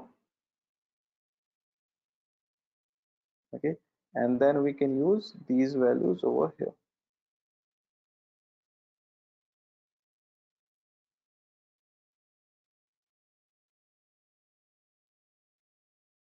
Okay, and then calculate. So it came down to around 8.04, but 8.05, but there is a more chance of decrement, right? So execute it for 50 more times. It came out to 4.78, but still it can decrease more because there is a huge change, 4.83, 4.79, 3.78. Now it is almost getting converged. Total 200 iterations I executed till now. So till now I have executed total 200 iterations. Let me execute for 550 more times. It becomes 3.23. Okay, let me execute for it for 50 more times. 3.12. So now it almost converges. Okay, so 300 times I executed. Now 350 more times. Okay, now it becomes 350. So 3.02, 50 more times. Okay, it is decreasing continuously, right? Okay, 2.88, 2.82, almost now it is stops changing, I guess, not decreasing too much. 2.76. Okay, so a lot of fiber things are not getting changed too much. It is almost like very small changes are happen, so that we can also ignore. Okay, but it will keep decreasing, it will keep decreasing, but after sometimes we'll say it will not change too much, like 2.62. I'll show you, it will remain same after 50, after some number of iterations. 2.58, 2.55, 2.52. Now you can see 2.5 from 2.55 to 2.52, 2.49, very small change, right? Now 2.4. So you can imagine it to be now like you can say like it is not changing too much. So absolute error becomes 1.30 and the trained parameters becomes, these are my trained parameters. Okay, that means now we are having the neural network like this. We are having two features, x1 and x2, right? The weights values are given to, are calculated by us. What are the weights values? Like negative 0.69, okay, and 0.45, okay, combined together to give you the output, okay. So but and then weight naught is equal to 4.09, right? By using these many values we can calculate the output at any time, and whatever output that will be calculated we can expect an average error of 1.3 or around 1, okay, based upon the data that is given to us, the value of x and y that is provided to us. Okay, so let me share this code with you first of all so that you can go through it, okay, and you, if you're having any doubts you can ask me also. Just a minute.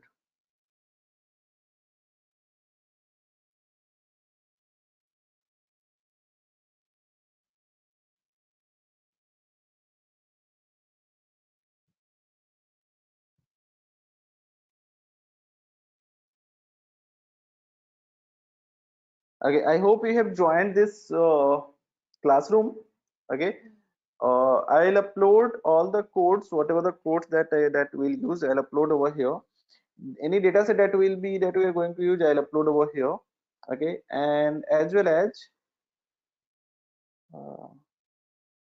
as if the recording of the session will also be uploaded over here.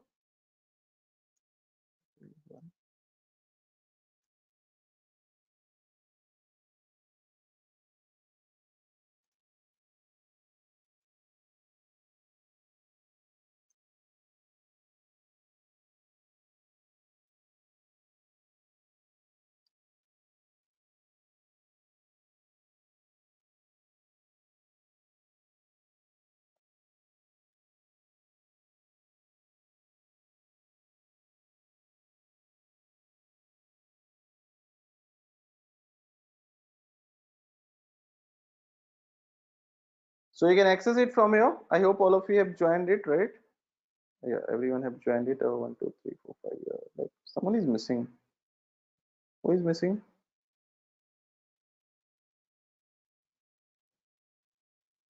Krishna, you didn't join it?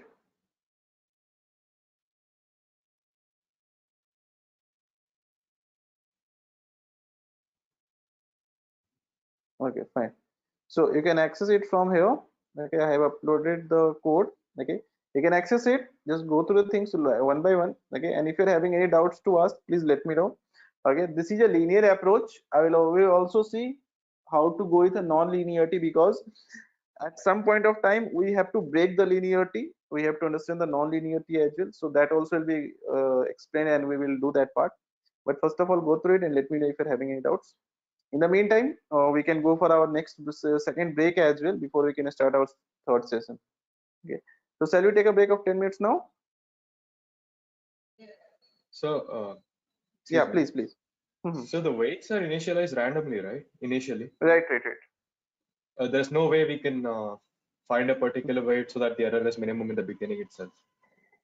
No, no, it will be initialized randomly only. Like that's why epochs are used. Like different number of times we train our model in deep learning. Okay, because Okay. like when multiple times you train and then we compare, like what are the incident, what are the like kind of process, which process is giving us the minimum possible error.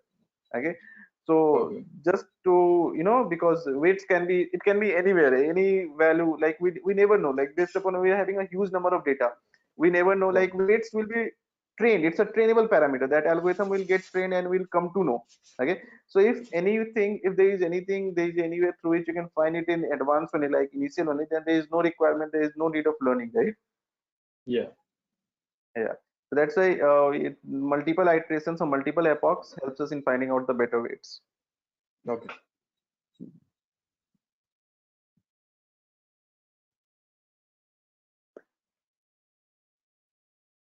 Shall I take a break now?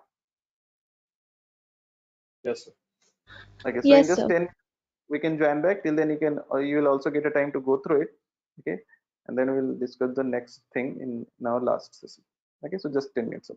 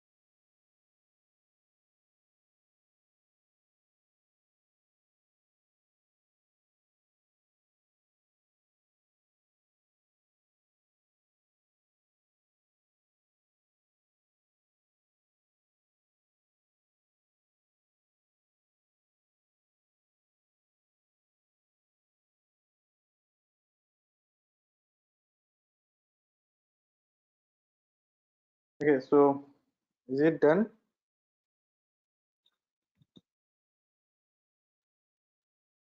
Yes, sir. So I hope it's working right. Yeah. Perfect.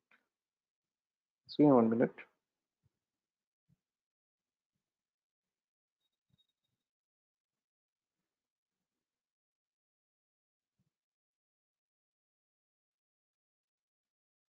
Okay.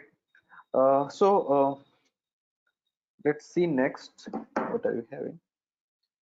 Fine. So this is your perceptron mathematical model. So we have seen how this perceptron math. This is just a formula. Like there is a lot of a story behind this formula. So that story only we were discussing till now, right?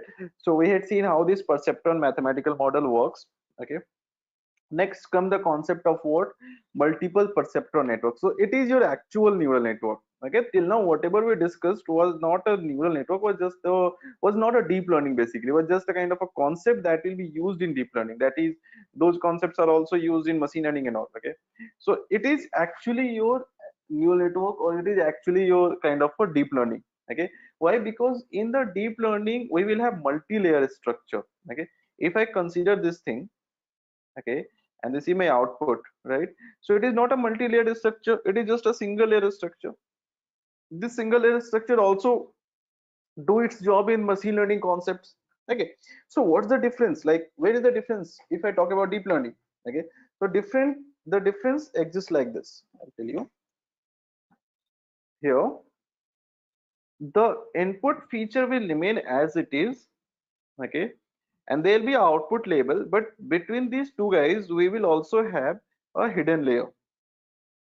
Okay, so what is the purpose of hidden layer? The purpose of hidden layer is just to increase the trainable parameter. Okay, the purpose of hidden layer is what? To increase the trainable parameter. That means, suppose if you are having an input layer over here, okay, four features you are having, and you are having an output layer over here.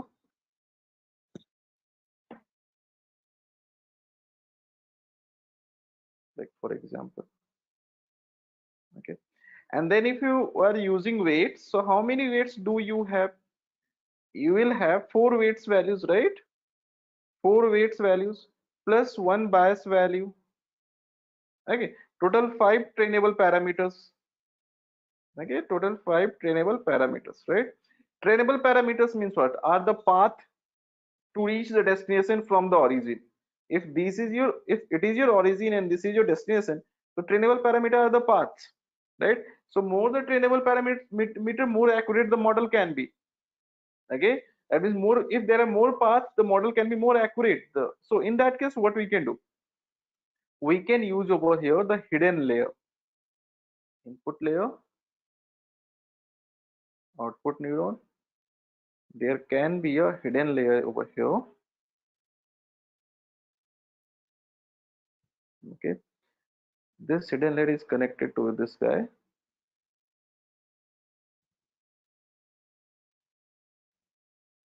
Okay, so how many trainable parameters over here?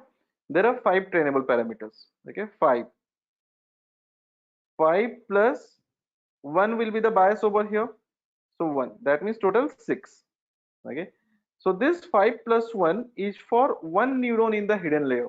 There are total how many neurons? There are total four neurons, isn't it? So since we are having four neurons, that means we will also have the weights values that can influence this neuron. Okay, that means we will have what? Again 5 plus 1. So this process will continue for four times, right?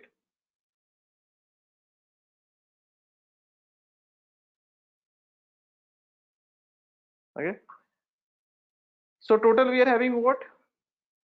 6 into 4, 24, right? So we are having 24 trainable parameter at the first layer itself. Okay, if it is just a perceptron model, we will have what? 5 plus 1, 6. Okay, if it is a perceptron model and this guy will be connected to this thing, okay, and we will have only 6 trainable parameter. But it is not a just perceptron model, it is a complete neural network with at least one hidden layer. A neural network will always have at least one hidden layer. Okay, now we will connect this thing over here. Okay, so getting connected. So over here again 4 plus 1, that is equal to 5. That means 24 plus 5 is equal to 29. Okay. So a perceptron model will have 6 trainable parameter. A neural network model with just one hidden layer is having 29 trainable parameters, 29 weights. Okay. So here the process will optimize how many weights? Here process will optimize 29 weights. Okay. These weights will be optimized as well as these weights will be also optimized. Okay. That means first of all there will be a feed forward process. In the feed forward process, some weights value will be used over here to calculate the value of output. Okay. Once the value of output will be calculated, it will be compared with the labels to calculate the error. We will use some cost function to calculate the error. Okay. And based upon the cost function output or based upon the error, backward propagation will happen. What? Backward propagation. So with the backward propagation, this guy will get tuned. Okay. These values, these numbers will get tuned. So when these numbers will get tuned, okay, what will happen? The error will be decreased. Okay. And the tuning process, already I told you, that is a gradient descent process. Through gradient descent process these things will get tuned. Okay. And that will make the error lesser. So now how many values are getting tuned? 29. Initially we were having only 6 weights values. So there can be a limitation with 6 weights value, isn't it? If you're having just 6 weights value, the optimization may not be that good. Okay. We are having only 6 opportunity, we are having just only 6 values which can be tuned by the algorithm. Okay. Your algorithm can only make the decision based upon 6 parameters, right? So there may be a more chances of error, but with 29, obviously if our algorithm is knowing more values, okay, through which it can make the predictions, the error can be lesser. Okay. So that's how by using the neural network, what we do, we increase the number of trainable parameter. Okay, we increase the number of what? Trainable parameters. Got it?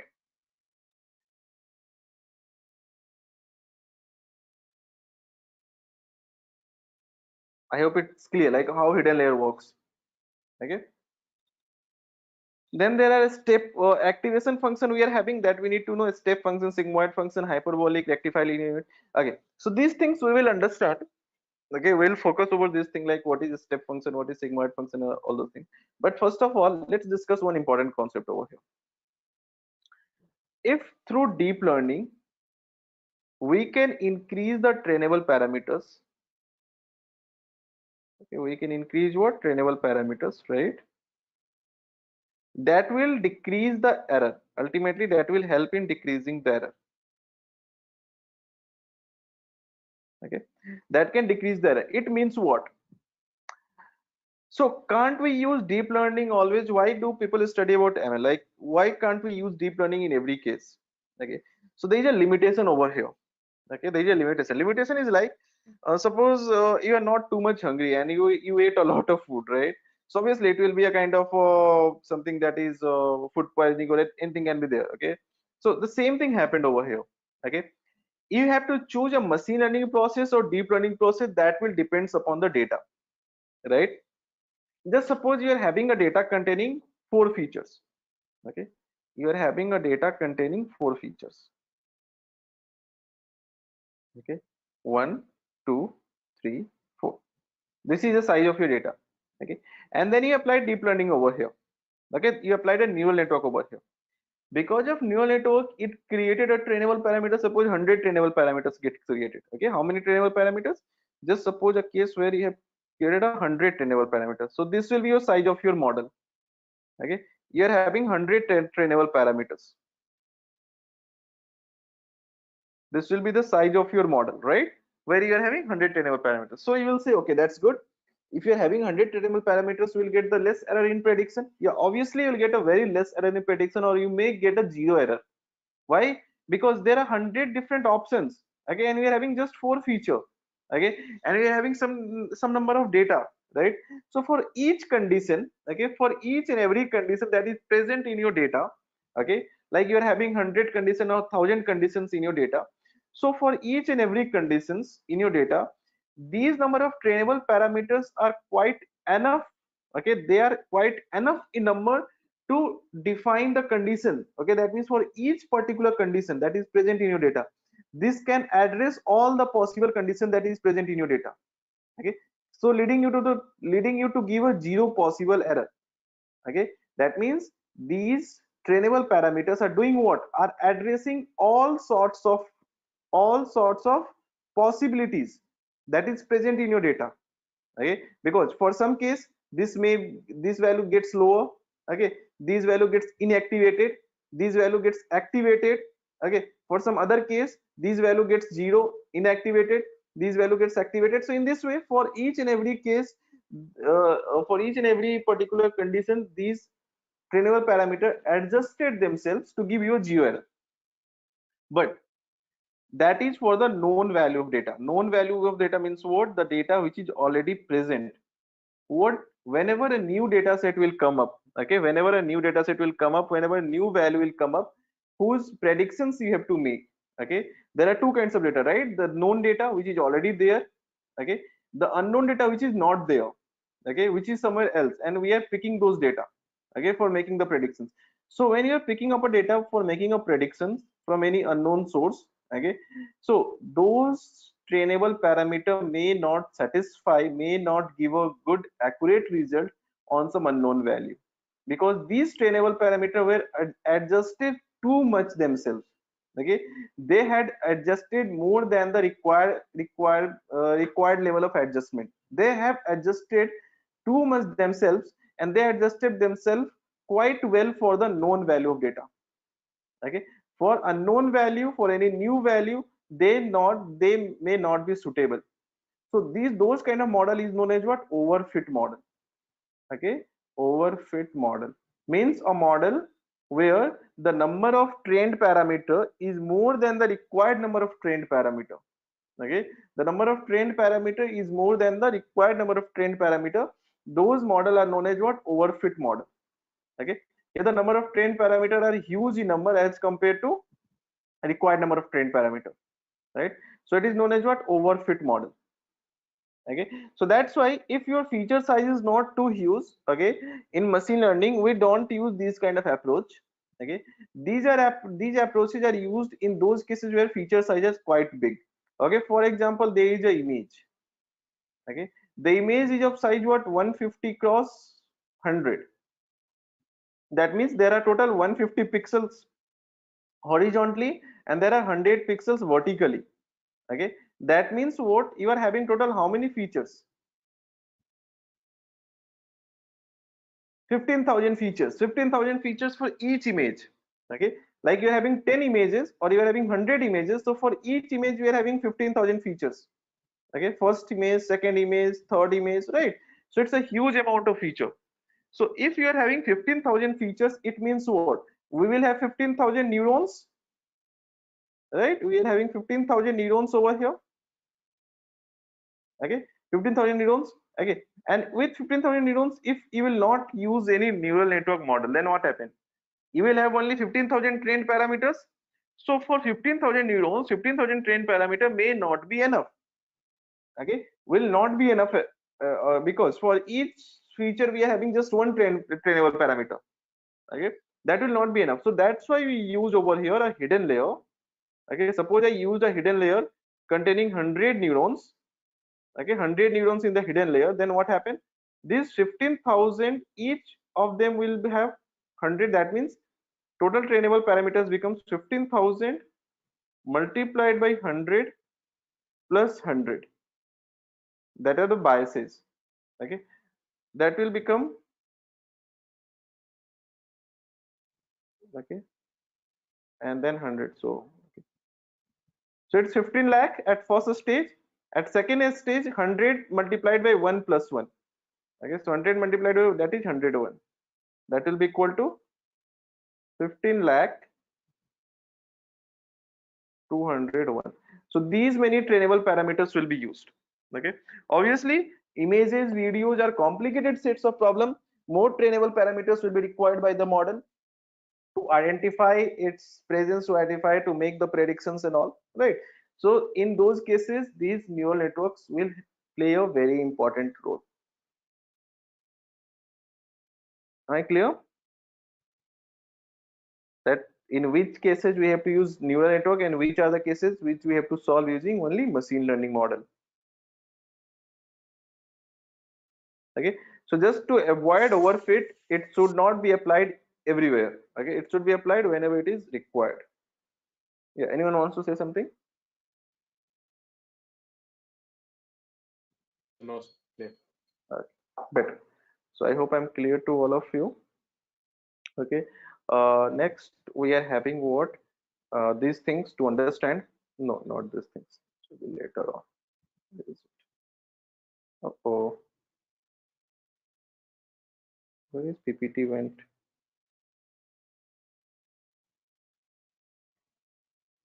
Yeah, activation function. Okay, activation function are very important thing to understand. Okay, first of all, let me explain you the function of it. Thereafter, I'll tell you the use of it. Okay, so first one is step function. A step function do what? F of x equal to 0 if the value of x is smaller than 0. Okay, and f of x equal to 1 if the value of x is greater than 0. That means if any of your, okay, if your value, whatever the value that you are having, that means value of x, okay, if the value of x is what is more than 1, the output will be, that means it can be 100, 200, 300, 500, 700, anything, it can be 1, or if it is less than 0, it will be just 0. That is step function. Sigmoid function will have a range in between 0 to 1. Okay, it can be anything, 0 0.1, 0 0.2, 0 0.3, it can be anything, right? Then we are having a hyperbolic tangent function, range -1 to 1. Okay, rectified linear unit range, again, like if it is, it works like this. Okay, if x value is smaller than 0, okay, then f of x will be equal to 0, right? And if x value is greater than 0, f of x is equal to x, no change, right? It is called rectified linear unit function. So these are activation functions. The thing is where it can be used, right? So as the name, leave cost function as of now. Okay, so as the name suggests, activation means what? It will be responsible for activating a particular neuron, right? Activation means what? It will activate certain thing, right? So but it will activate in a certain way. Okay, like for example, just consider a case over here.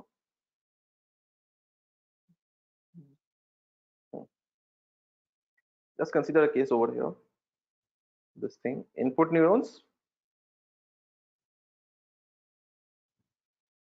hidden neurons, then output neurons. Better? Now these guys are connected with each other. Just a minute.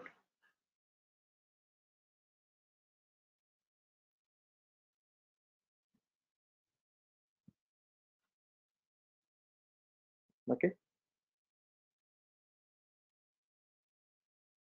These guys are getting connected with each other. So there are so many hidden neurons are there. It is not like that 5, 7 hidden neurons are there. Perfect. Now we are using what over here? We are using a linear equation, right? Plus w2x2, okay, plus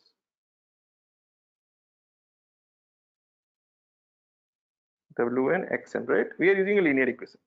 Now a linear equation is having a range of negative infinity to positive infinity, right? It can have any value, okay, based upon the value of weights. Okay, when the value of weights will get tuned, it can have any value. Just make it very simple. Okay, a linear equation can give you a value between negative infinity to positive infinity, anything, right? That means these guys can have, okay, these guys can have negative value or positive value. It can be anything, right? So just consider a case where after doing the calculations, here the value got is what? -5. Here value got is what? 7. Here got is what? Like for example 4, and here got what? 1. Better?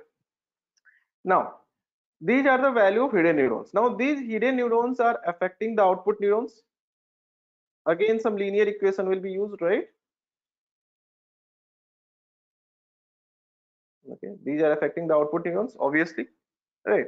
Now there must be some error gets calculated over here. Okay, by using cost function, those error needs to be optimized. For the optimization process, backward propagation will happen. So when backward propagation will happen, these weights will get tuned, these weights will change, Now when these weights get changed, suppose this becomes positive and this becomes negative, so what happened? All the effect goes into waste. Okay, that means whatever the neural network did over here, okay, during the forward feed forward process and then propagating back, okay, propagating back, changing the weights value, whatever it did, collective collectively if you see the output, it will just get wasted. Okay, because this becomes positive and this becomes again negative, right? So that means with the combination of negative and positive values, okay, it will be little tough, it will be little difficult to optimize the error by the neural network. Your neural network may take a lot of iteration. Okay, that means a lot of training may be required. That may be one condition. Second thing, it may get stuck around the same point. That means around the same point it may get start revolving around it. Okay, that means fail to decrease the error. It may achieve the local minima and may get stuck. That means your neural network may stuck at local minima again and again. Okay, repeatedly it is getting stuck at the local minima. It may not reach the global minima. Okay, it is that means like a number of attempts it is making, but each time it just gets failed and it is not reaching the global minima, right? So in that case what we have to do, we just apply a activation function that will define whether a neuron will get activated or not activated. So we can apply a activation function named ReLU. Which function? ReLU. ReLU stands for what? Rectified linear unit. Okay, the function says what? F of x will be x if the value of x is greater than 0. F of x is equal to 0 if the value of x is smaller than 0. Fair enough. That means these value will remain 5, these value will remain 7, these value will be turned into 0. These neurons will get inactivated, these neurons will also get inactivated. Okay, so only these two neurons will get activated. So activation function helps in lot of way. First, by activating some limited number of neurons, okay, it makes sure that the resources, less amount of resources can be consumed. Okay, first that means it will increase the pace of learning, it will increase. That means if resources will be consumed less, obviously processing will be done lesser, time taking for the processing will be lesser. Okay, that means in a less amount of time you can generate the output, right? So that means activation functions helps in a lot of way. Okay, that means it helps in getting your, it helps in finding out the global minima for the model, for the algorithm. Your algorithm can easily find out the global minima. That is the first benefit. Second benefit, it only activates less number of neurons at the hidden layer so that processing can be faster. Okay, third thing, it helps in utilizing less amount of resources of your system. Okay, so a lot of benefits are there, that's why we use activation function. So at hidden layer we use what? Activation function called ReLU. Okay, through ReLU activation function we can decide, or our algorithm can decide, which neuron needs to be activated and which need not to be activated. Am I clear?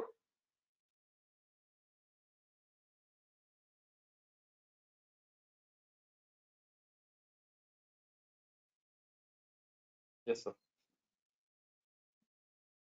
Better.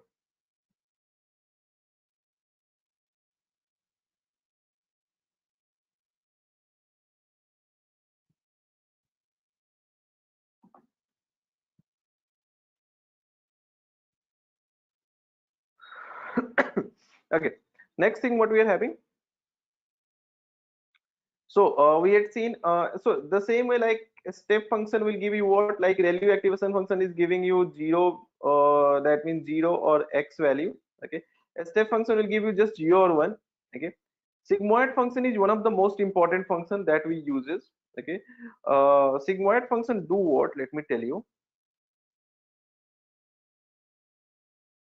Okay, so this is a last topic that we will discuss. Okay, sigmoid function, if you understood, well and good. If you can't, then we will discuss this thing again. Okay, so what sigmoid function do exactly? Suppose you are having a hidden neurons over, sorry, input neurons over here. Okay, and this is your hidden neuron and this is your output neuron. Better? Now these are connected.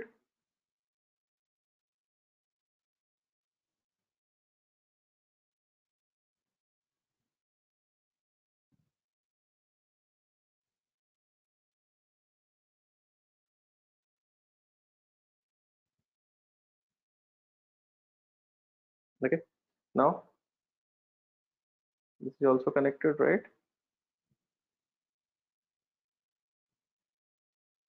Better. Now just say we have to make a model that can identify a profit or loss of a company. Okay, or just say like I have to make a model that can recognize my face. Okay, so if a model can recognize my face, that means there are two conditions: either it is my face, that is true, or it is not my face, that is false. That means it is either 1 or it is either 0. There are only two categories, right? But what are we doing over here? We were using a linear function over here, right? That means if it is a hidden layer 1, hidden neuron 1, hidden layer 2, hidden neuron 3. Okay, so what will be the output of it?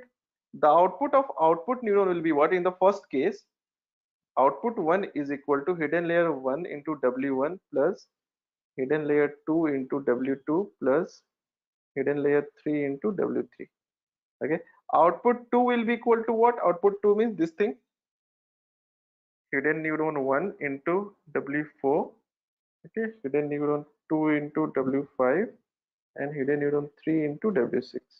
Okay, you can add a bias also, plus bias plus bias. Okay, now now just see over here, if it is a case we are using a linear equation, right? So can linear equation can give you a value between 0 and 1? No. Linear equation, as I told, we had just discussed, can give a value between negative infinity to positive infinity. Suppose here we are getting a value negative 567. Okay, and here I am getting a value negative 233. So how it can be identified as a 1 or 0, right? Final output should be what? Either 1 or 0. That means it is my face or it is not my face.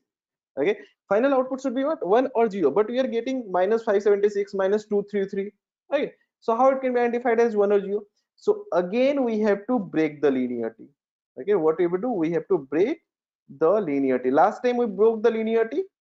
Okay, last time we broke the linearity with what? With ReLU over here. Okay, when it was required to break the linearity, we use ReLU to break the linearity.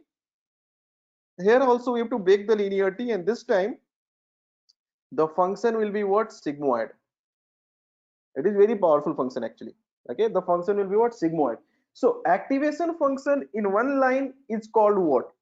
Activation function is that kind of function which is used in neural network to break the linearity. That's it. That is the only definition of activation function. It is used to break the linearity. Job over, right? So let's see how it will break the linearity, and we will convert this thing in the form of 0 or 1, right? So just a minute. Let's see. We are having YH is equal to W naught plus W1 into X1. We know the output of these guys can be negative infinity to positive infinity. So first of all, I have to limit it above 0. Okay, I don't want the negative value. So what I'll do, I'll just make it E of Y of H, exponential value. Okay, E of W naught plus W1 into X1. Now, here the value will always be positive. Now it can't be negative. We limits it. Okay, by using exponential value, we limits it. Okay, now we have to limit it below 1. So if you have to limit it below 1, what we can do, we can just write it like this.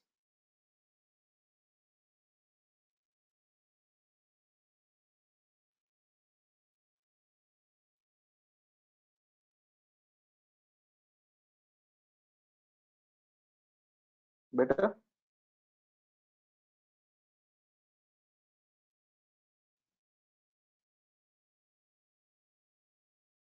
Correct? We can read it like this. So that means now it will be limited to what? 1, right? Because if I write over here 5 upon 5 plus 1, can it be more than 1? No case, there is no chance that it can be more than 1, right? Now the same equation I can rewrite. Z is equal to 1 upon 1 plus E negative of,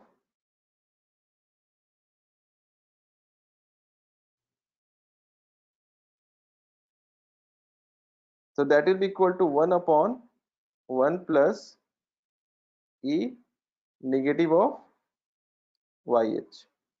Okay, Z. So it means what? It is called your sigmoid equation. So this sigmoid equation is doing what? Whatever the value that you are getting over here, okay, whatever the value that you are getting over here, it will be given to this equation. Okay, that means over here the output will be calculated over here as, it will be like this. Which color should I use? Down. 1 upon 1 plus E negative of 576. So it becomes what? Positive of 576, right?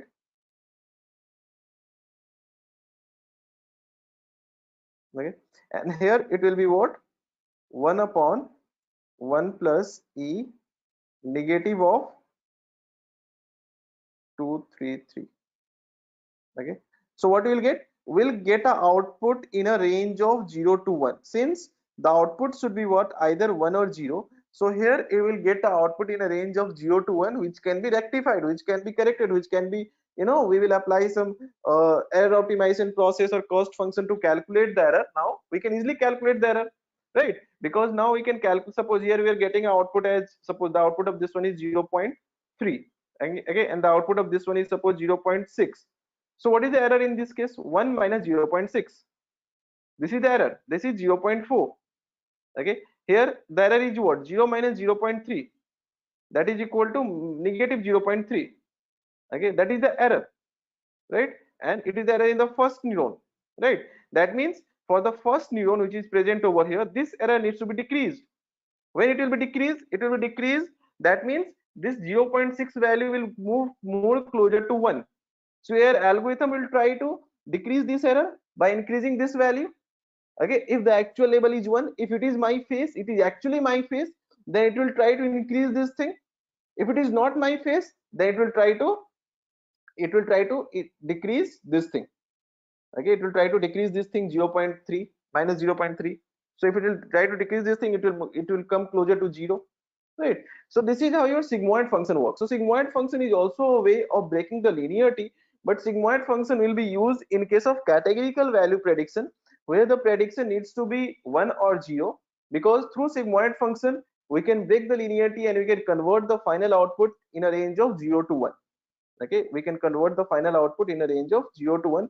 That is what mentioned over here. Okay, you can see the equation says what? From 0 to 1.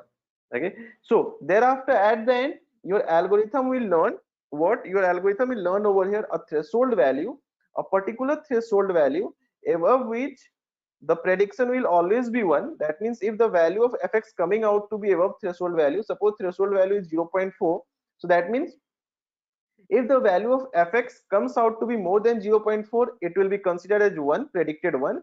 If the value of fx comes out to be less than 0.4, it will be considered as 0. The predicted level is 0. Okay, so please let me know if you're having any doubts in sigmoid function. Okay, I will also tell you in the next class the complete error optimization process in case of sigmoid function, how sigmoid function can be used for error optimization process, how we can calculate the cost function in sigmoid function, because we had used till now, we have used a cost function called mean squared error, right? We have used mean square error and mean absolute error. Okay, so what is mean square error? Mean square error was y minus yh whole square. This is mean square error upon n. Okay, this is what we have used, right, for our normal continuous output, for our linear approach. If we are doing using a linear approach, okay, if we are following a linear approach, this is a cost function. Okay, and then we are optimizing this cost function, we are optimizing this error, we are optimizing this loss value using the gradient descent. Okay, this is the for linear cases, but here it is a non-linear case. Okay, here we can't go with this approach. Okay, here certain other kind of you can say cross entropy and other cost function will be used. Okay, so those cost function will discuss in the next class. Okay, complete mathematical intuition I'll tell you, like how cost function will be calculated in sigmoid thing. Okay, if you are using a sigmoid function, how can we calculate the cost function, how error will be optimized in case of sigmoid function. Okay, what are the cases where sigmoid function will be used, right, and what are the cases where it will not be used. right? So it will be a activation function that will be applied at the last layer, okay, the final layer, to decide which final neuron is activated and which final neuron is not activated. It will break the linearity at the last layer. Am I clear? Yes, sir. Yes, sir. Better.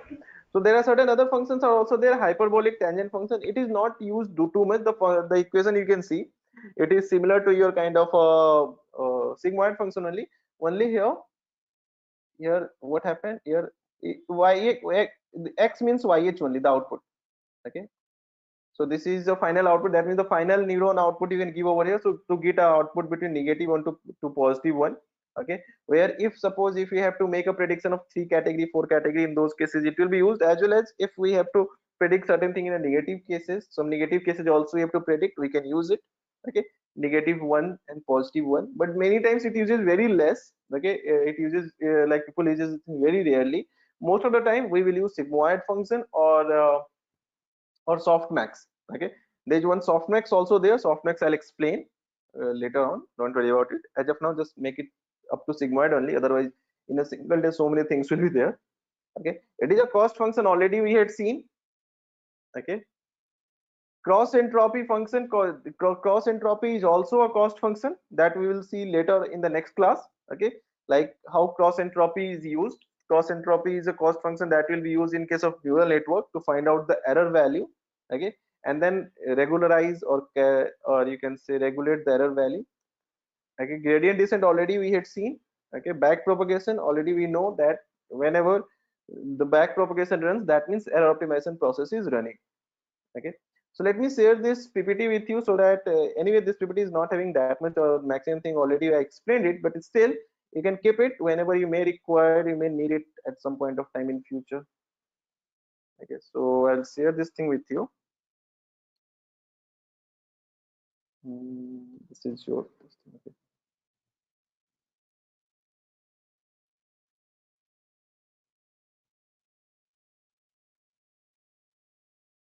ppt, here it is. कहाँ गया? neural network, yeah.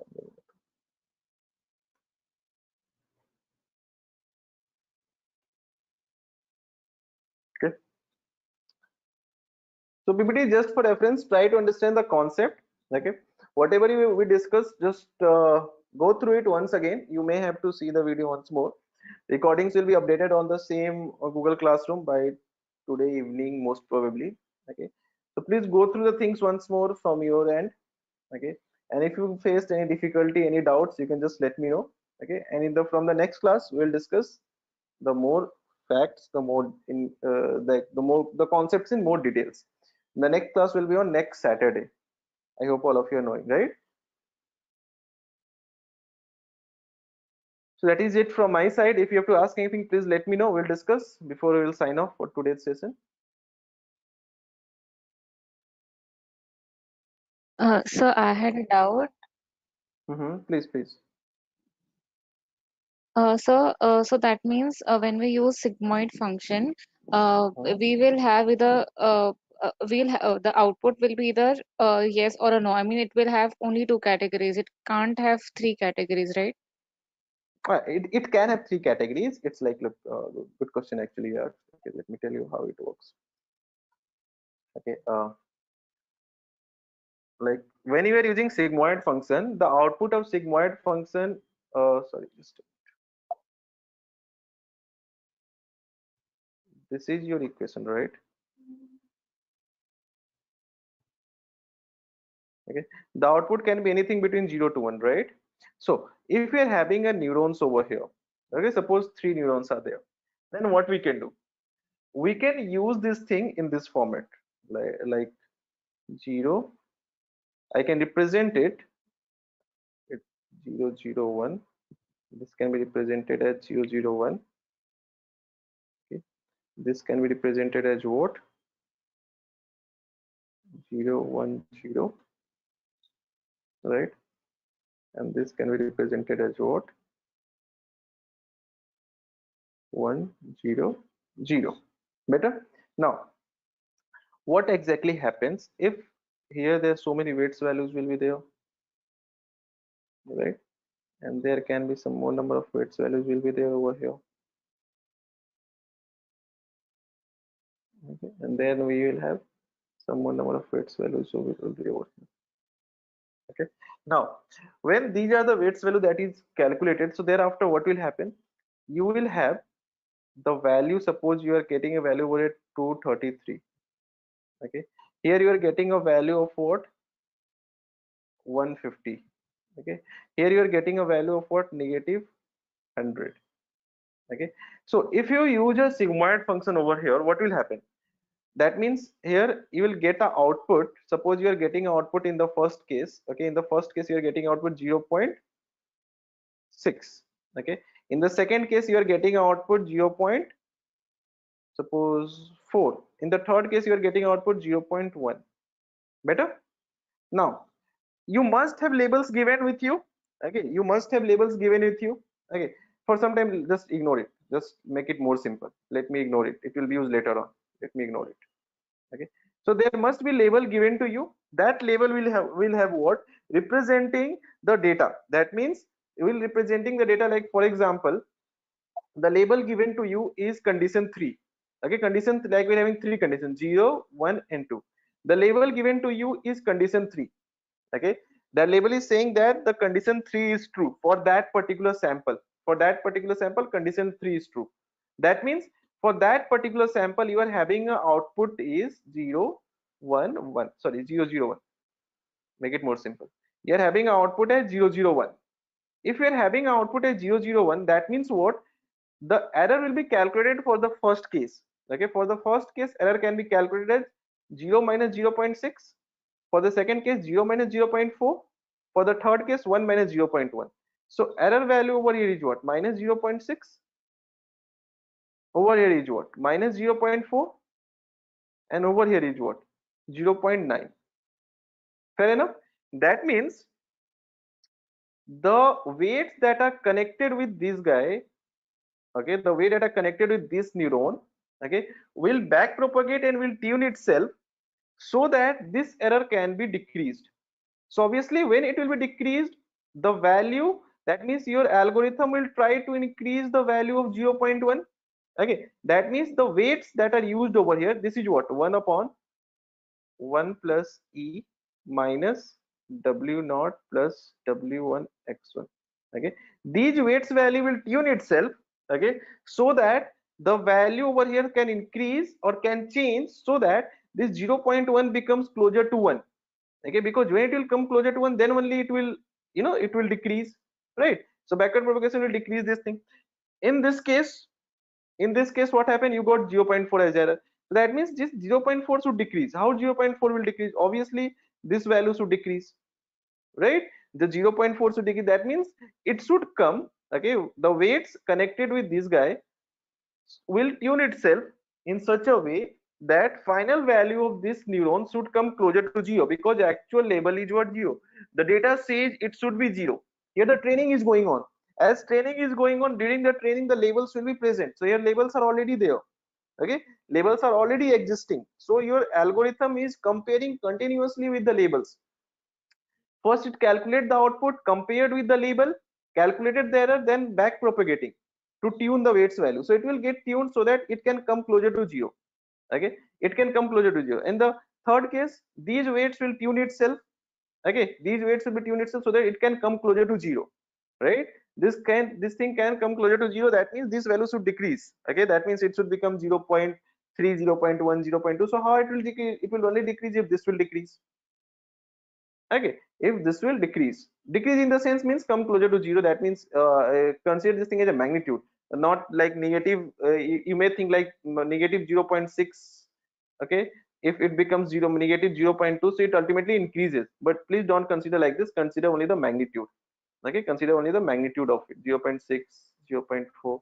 Okay, so this 0.6 and 0.4 will decrease only if this will come closer to 0, right? That means sigmoid function is basically applied on each neuron. Okay, sigmoid function we are applying not on a single neuron. Okay, it will be applied on each neuron So for each neuron there are two conditions, 1 and 0. Overall you are having three conditions, overall you can have 10 conditions, but for each neuron you are having only two conditions, that is either 0 or 1. Is it clear now? Yes, sir, it is clear. Okay, better. Okay, this thing you can ignore as of now, what I have written earlier. Okay, this will also be used later on. This is known as one hot encoding. Okay, one hot encoding I'll explain you, okay, with some activation function. Okay, upcoming class. I didn't pick this thing now because it may confuse a bit. So this will I explain when I explain in much detail format, because anything whatever thing that I'll explain in detail. So that's why this thing also I'll explain in detail whenever it will come into the use. Okay, as of now you can ignore it. You can just consider this thing normal encoding. Normal encoding says what? For the first data, for the first value, we are having second value is second condition is true, so the output is this one. For any particular case, if first condition is true, if this category is true, then output will be compared with this guy. Okay, for any particular case, this category is true, then output will be compared with this guy. Okay, so I hope I'm clear to all of you. Is there anything to ask? Any doubts further? Please tell me.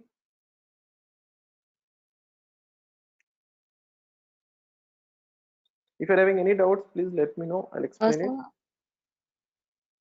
it. So, so for step function also, we can have multiple categories, like, right? Like just like a sigmoid function. Yeah, right. In that case also we can use step function also. If there are multiple things are there, we can use a step function. We can use a sigmoid function. Okay, sir. Thank you. Hmm.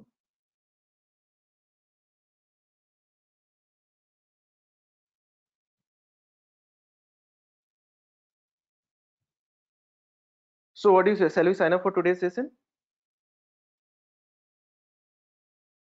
Yes, sir. Okay, sir. Okay. Thank you. Yeah. I said okay, Thank you, sir. Rian. Thank Thank you, you. sir. Take care. Have a good day. Thank We'll you, meet sir. again in the next class.